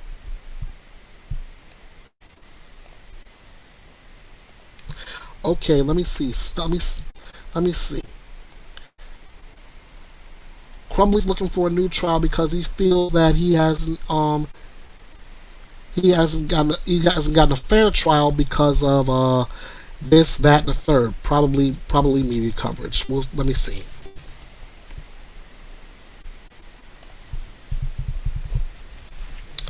A motion hearing was held for James Crumbly, the father of the Oxford high school shooter, in his quest to get a new trial. James was convicted on 4 counts of involuntary manslaughter in connection to the shooting his son Ethan killed 4 students at Oxford High School in November 2021. Those students were Hannah St. Juliana, Tate Meyer, Madison Baldwin, and Justin Schilling. His attorneys are hoping a judge will order a new trial for James, arguing that proffer agreements prosecutors made with 2 former school employees, Nick Ejak, the former dean of students, and Sean Hopkins, a former counselor, were not disclosed. James's wife Jennifer was also convicted on the same charges last year. Her attorneys fought to get a new trial and called Oakland County prosecutor Karen McDonald to get Karen McDonald removed from the case.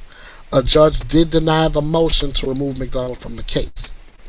James and Jennifer were both sentenced to at least 10 years in prison on the charges. The Crumbleys were accused of not securing the newly purchased gun at home and acting indifferently to signs of their son's deteriorating mental health, especially when confronted with a chilling classroom drawing earlier that same day. The judge says she hopes to have a decision in about a month. I really don't see him getting a new trial. The evidence of everything that went down spoke for itself.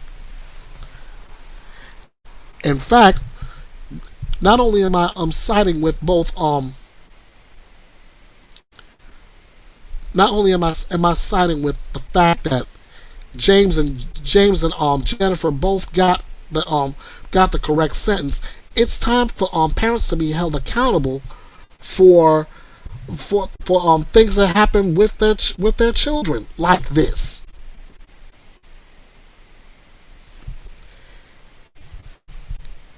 Sure, call it history making, call it whatever you want, but it's about time that that accountability has to happen. It has to happen this way. And finally, we have the verdict in the battered and burned murder retrial, Michigan versus Linda Sturmer.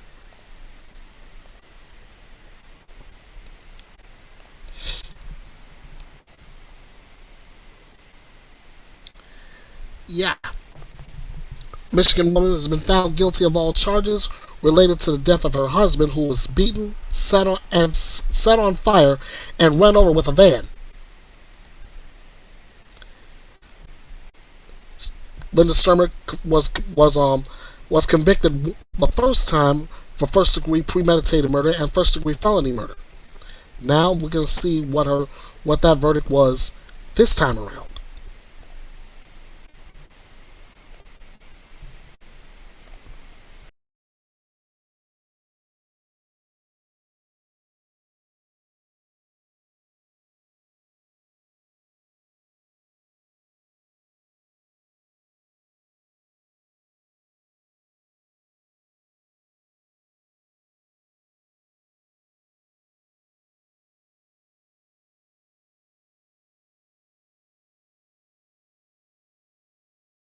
Video for that so I can go ahead and keep going with the article itself. Linda Sturmer was convicted of first-degree premeditated murder and first-degree felony murder. Her sentencing has been scheduled for May 19th. This was Sturmer's second trial. She was initially sentenced in 2010 to life without parole, but that conviction was overturned in 2018 after her attorney successfully argued that she did not receive a fair trial. According to prosecutors, Linda hit Todd Sturmer with an object in his sleep on the night of January 7, 2007, before setting the blaze at their Lawrence, Michigan home. Todd managed to run out the front door with his upper body engulfed in flames before Linda allegedly ran him over. According to documents obtained by Court TV, Todd was determined to have died from a combination of blunt force injuries and thermal injuries. He had sustained 4 lacerations to the scalp and 2 rib fractures before being burned. Investigators concluded that Todd had been run over when they discovered his blood on the van's bumper. At a 2010 trial, she was convicted of first-degree premeditated murder and felony murder. However, she maintained she was in the basement doing laundry when the fire broke out. So I guess now I can show the verdict right now in this case. So stand by.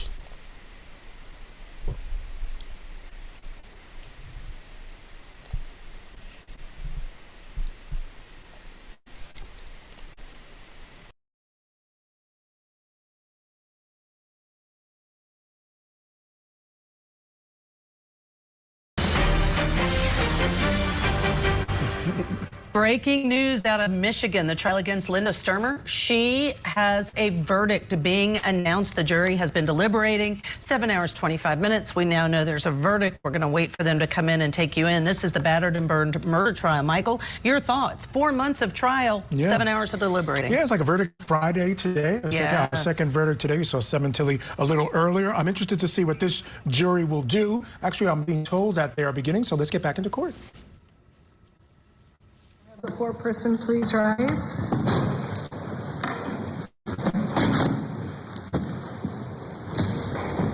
the jury agreed upon a verdict? Yes, we have. What is your verdict, please?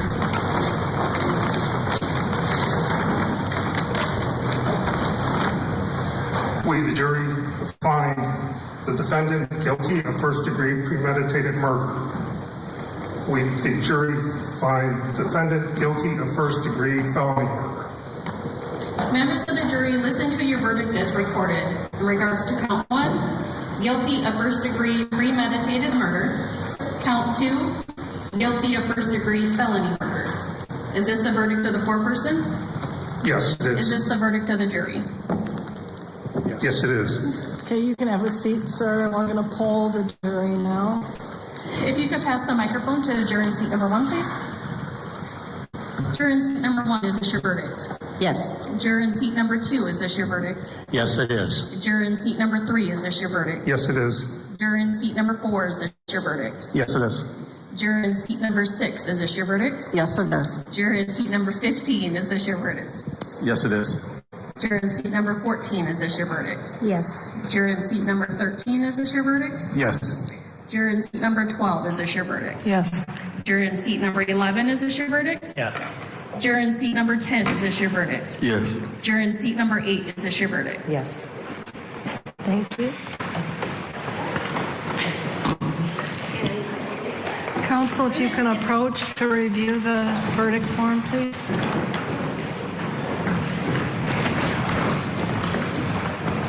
Does this comport with the verdict we just received in open court? Yes. Okay.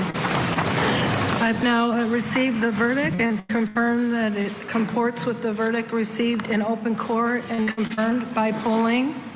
So, verdict having been received, I now thank you for your service. This was a very significant and time-consuming case. We were worried we would not get a jury to stay through it all and work through it all, and it was a lot of work. I've never had a jury ask as many questions as you did. So on behalf of all of us here, I want to thank you for a job well done as far as listening to the evidence and paying attention to everything and taking the serious time to deliberate the case as well. So thank you, and we're going to have everyone here wait in the courtroom a bit. I'm told the jurors want to get out of here and go, so we'll stay in the courtroom and give you guys the space to get out of the building, and thank you.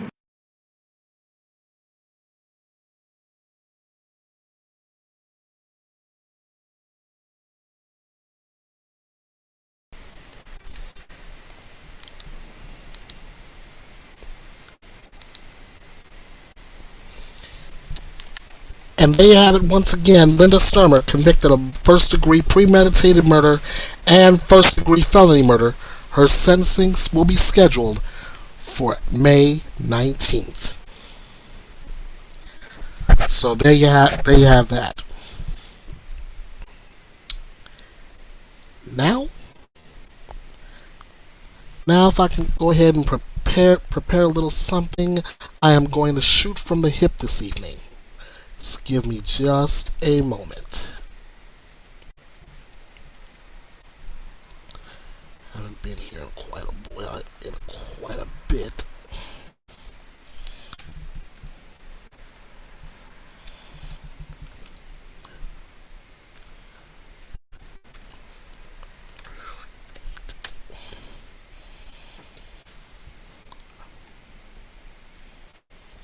Okay.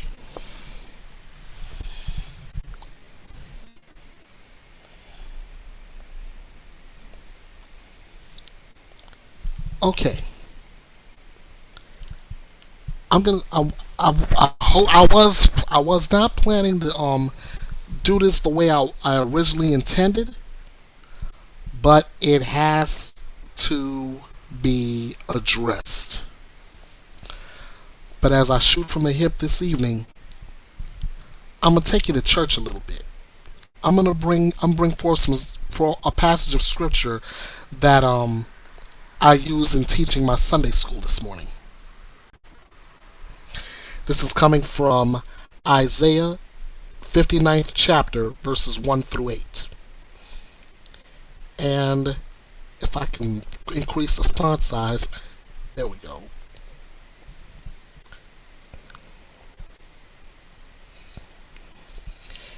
It says, "The Lord's hand is not shortened that it cannot save, nor his ear heavy that it cannot hear.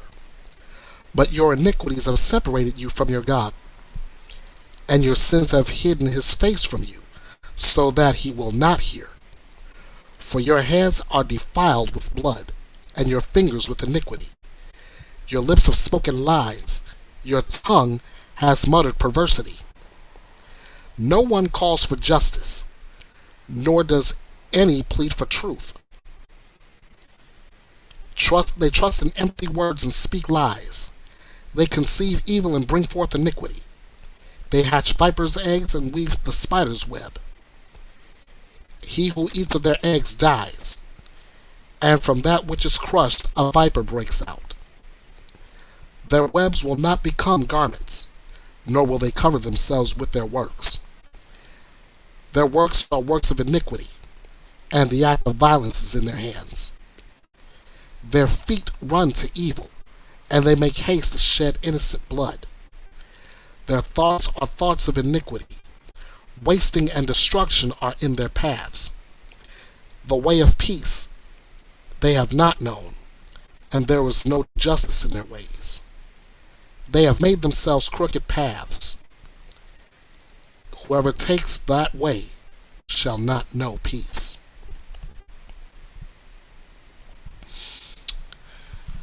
So what does that have to do with what I want to shoot about this evening? I'm making reference to the entire YouTube true crime community.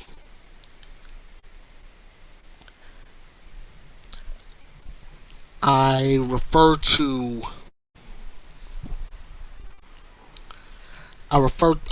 look at this as there are so many divisions within.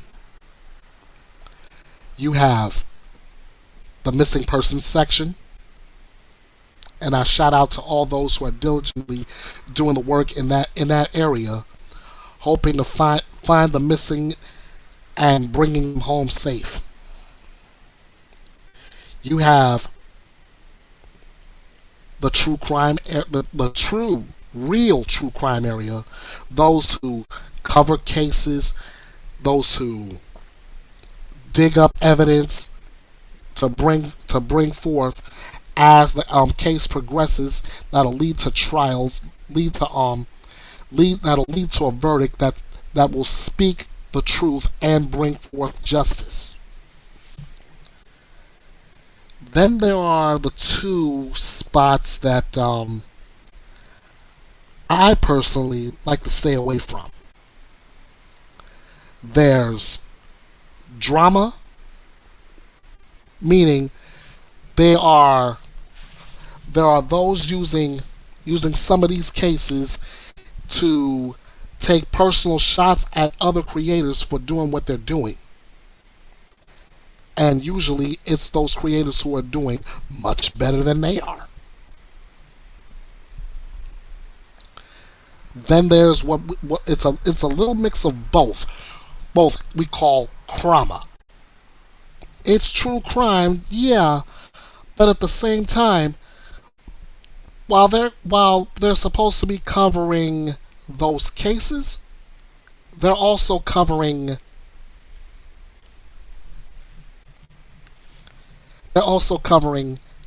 creators. They want to make sure you're not bringing in anything that can be construed as untrue, bad evidence, bad faith, da da da da da da.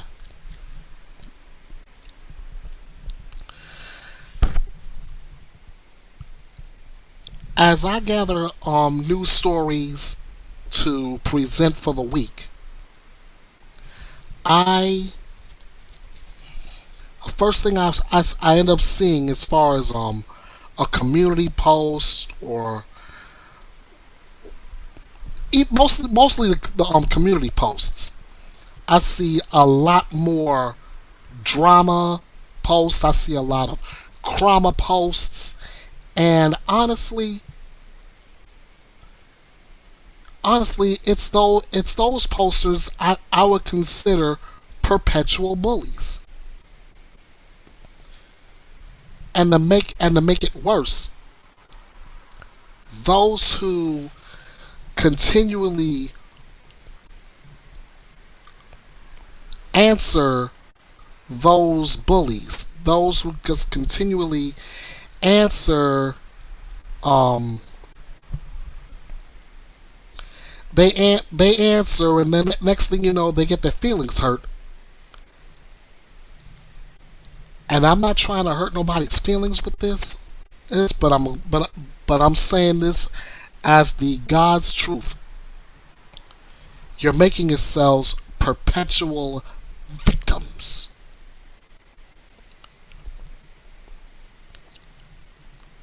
All they do is run to these creators' pages, dig out every little thing that they're doing, run back to their people, talk a whole lot of smack. You find out about it, and bam, all they got to do is angle the carrot, and you jump right onto it. You're making yourselves perpetual victims on the receiving end. Those on the giving end, you're perpetual bullies. And I said this in a community post on YouTube. I basically asked, what is this? A digitalized version of junior high and high school? Middle school?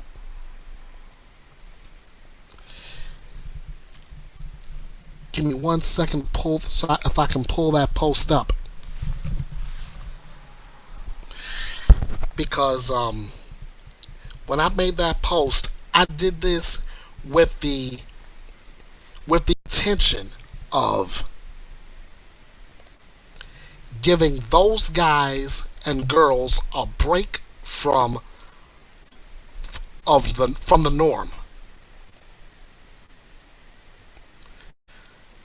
Give them a break from the norm. But apparently, some of them might be doing true crime right now, but somewhere there's some drama that may be more important than what they're supposed to be covering. Let me share that original post if I can.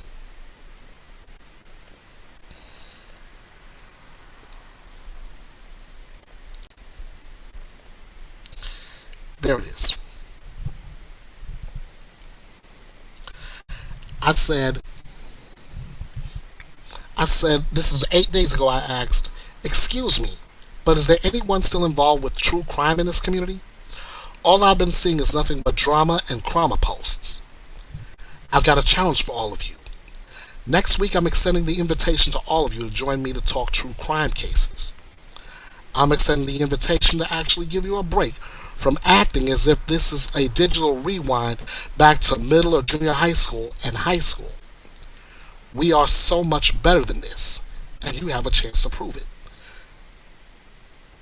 And we are better than this.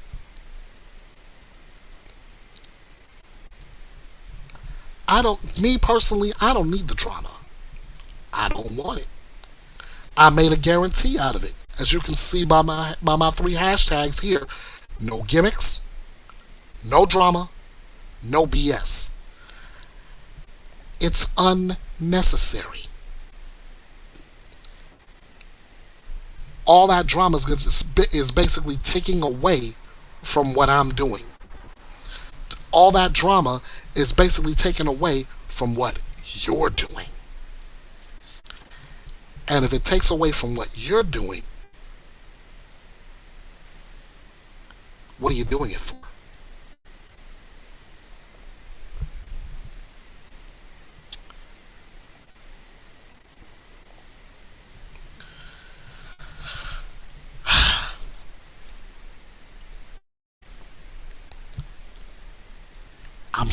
I'm shooting from the hip today to call everybody in drama and Crama out. Pick a lane and stick with it.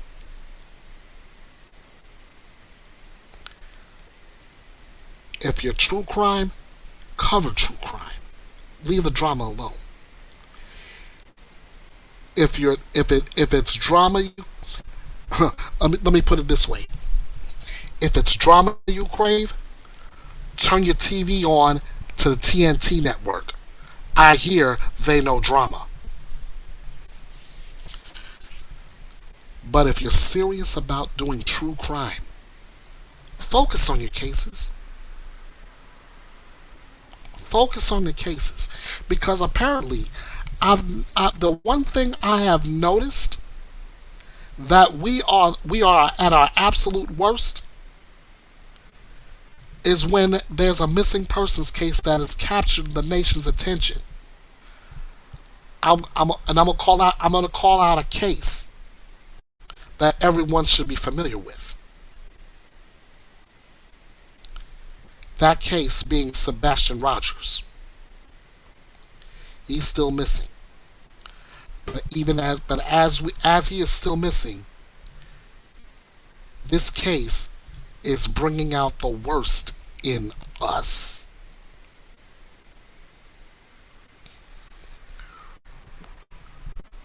We're not focusing on the case. We're focusing on who's doing what.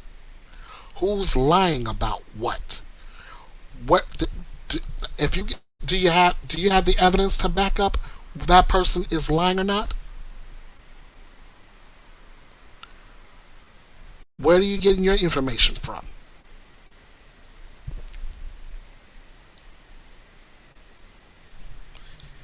If you can't answer that, then you're in the wrong. You're dealing with the wrong thing.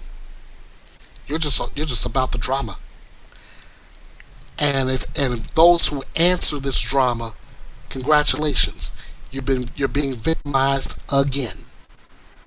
And to make it worse, you're letting it happen. Stick to the case. Stick to true crime. Leave the drama behind.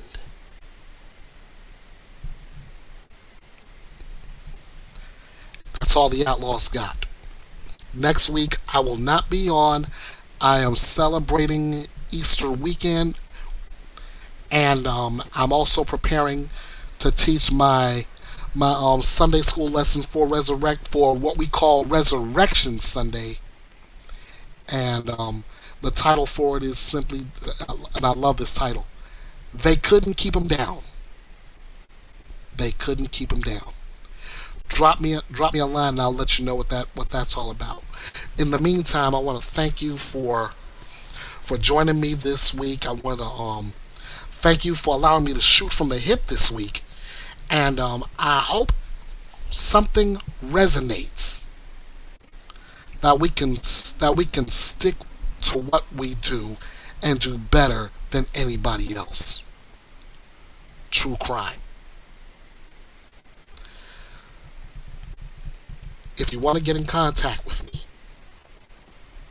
I'm on Facebook at Bethea'S Byte Reloaded. I'm on X, formerly known as Twitter. You can hit me up at EKB316 in all caps.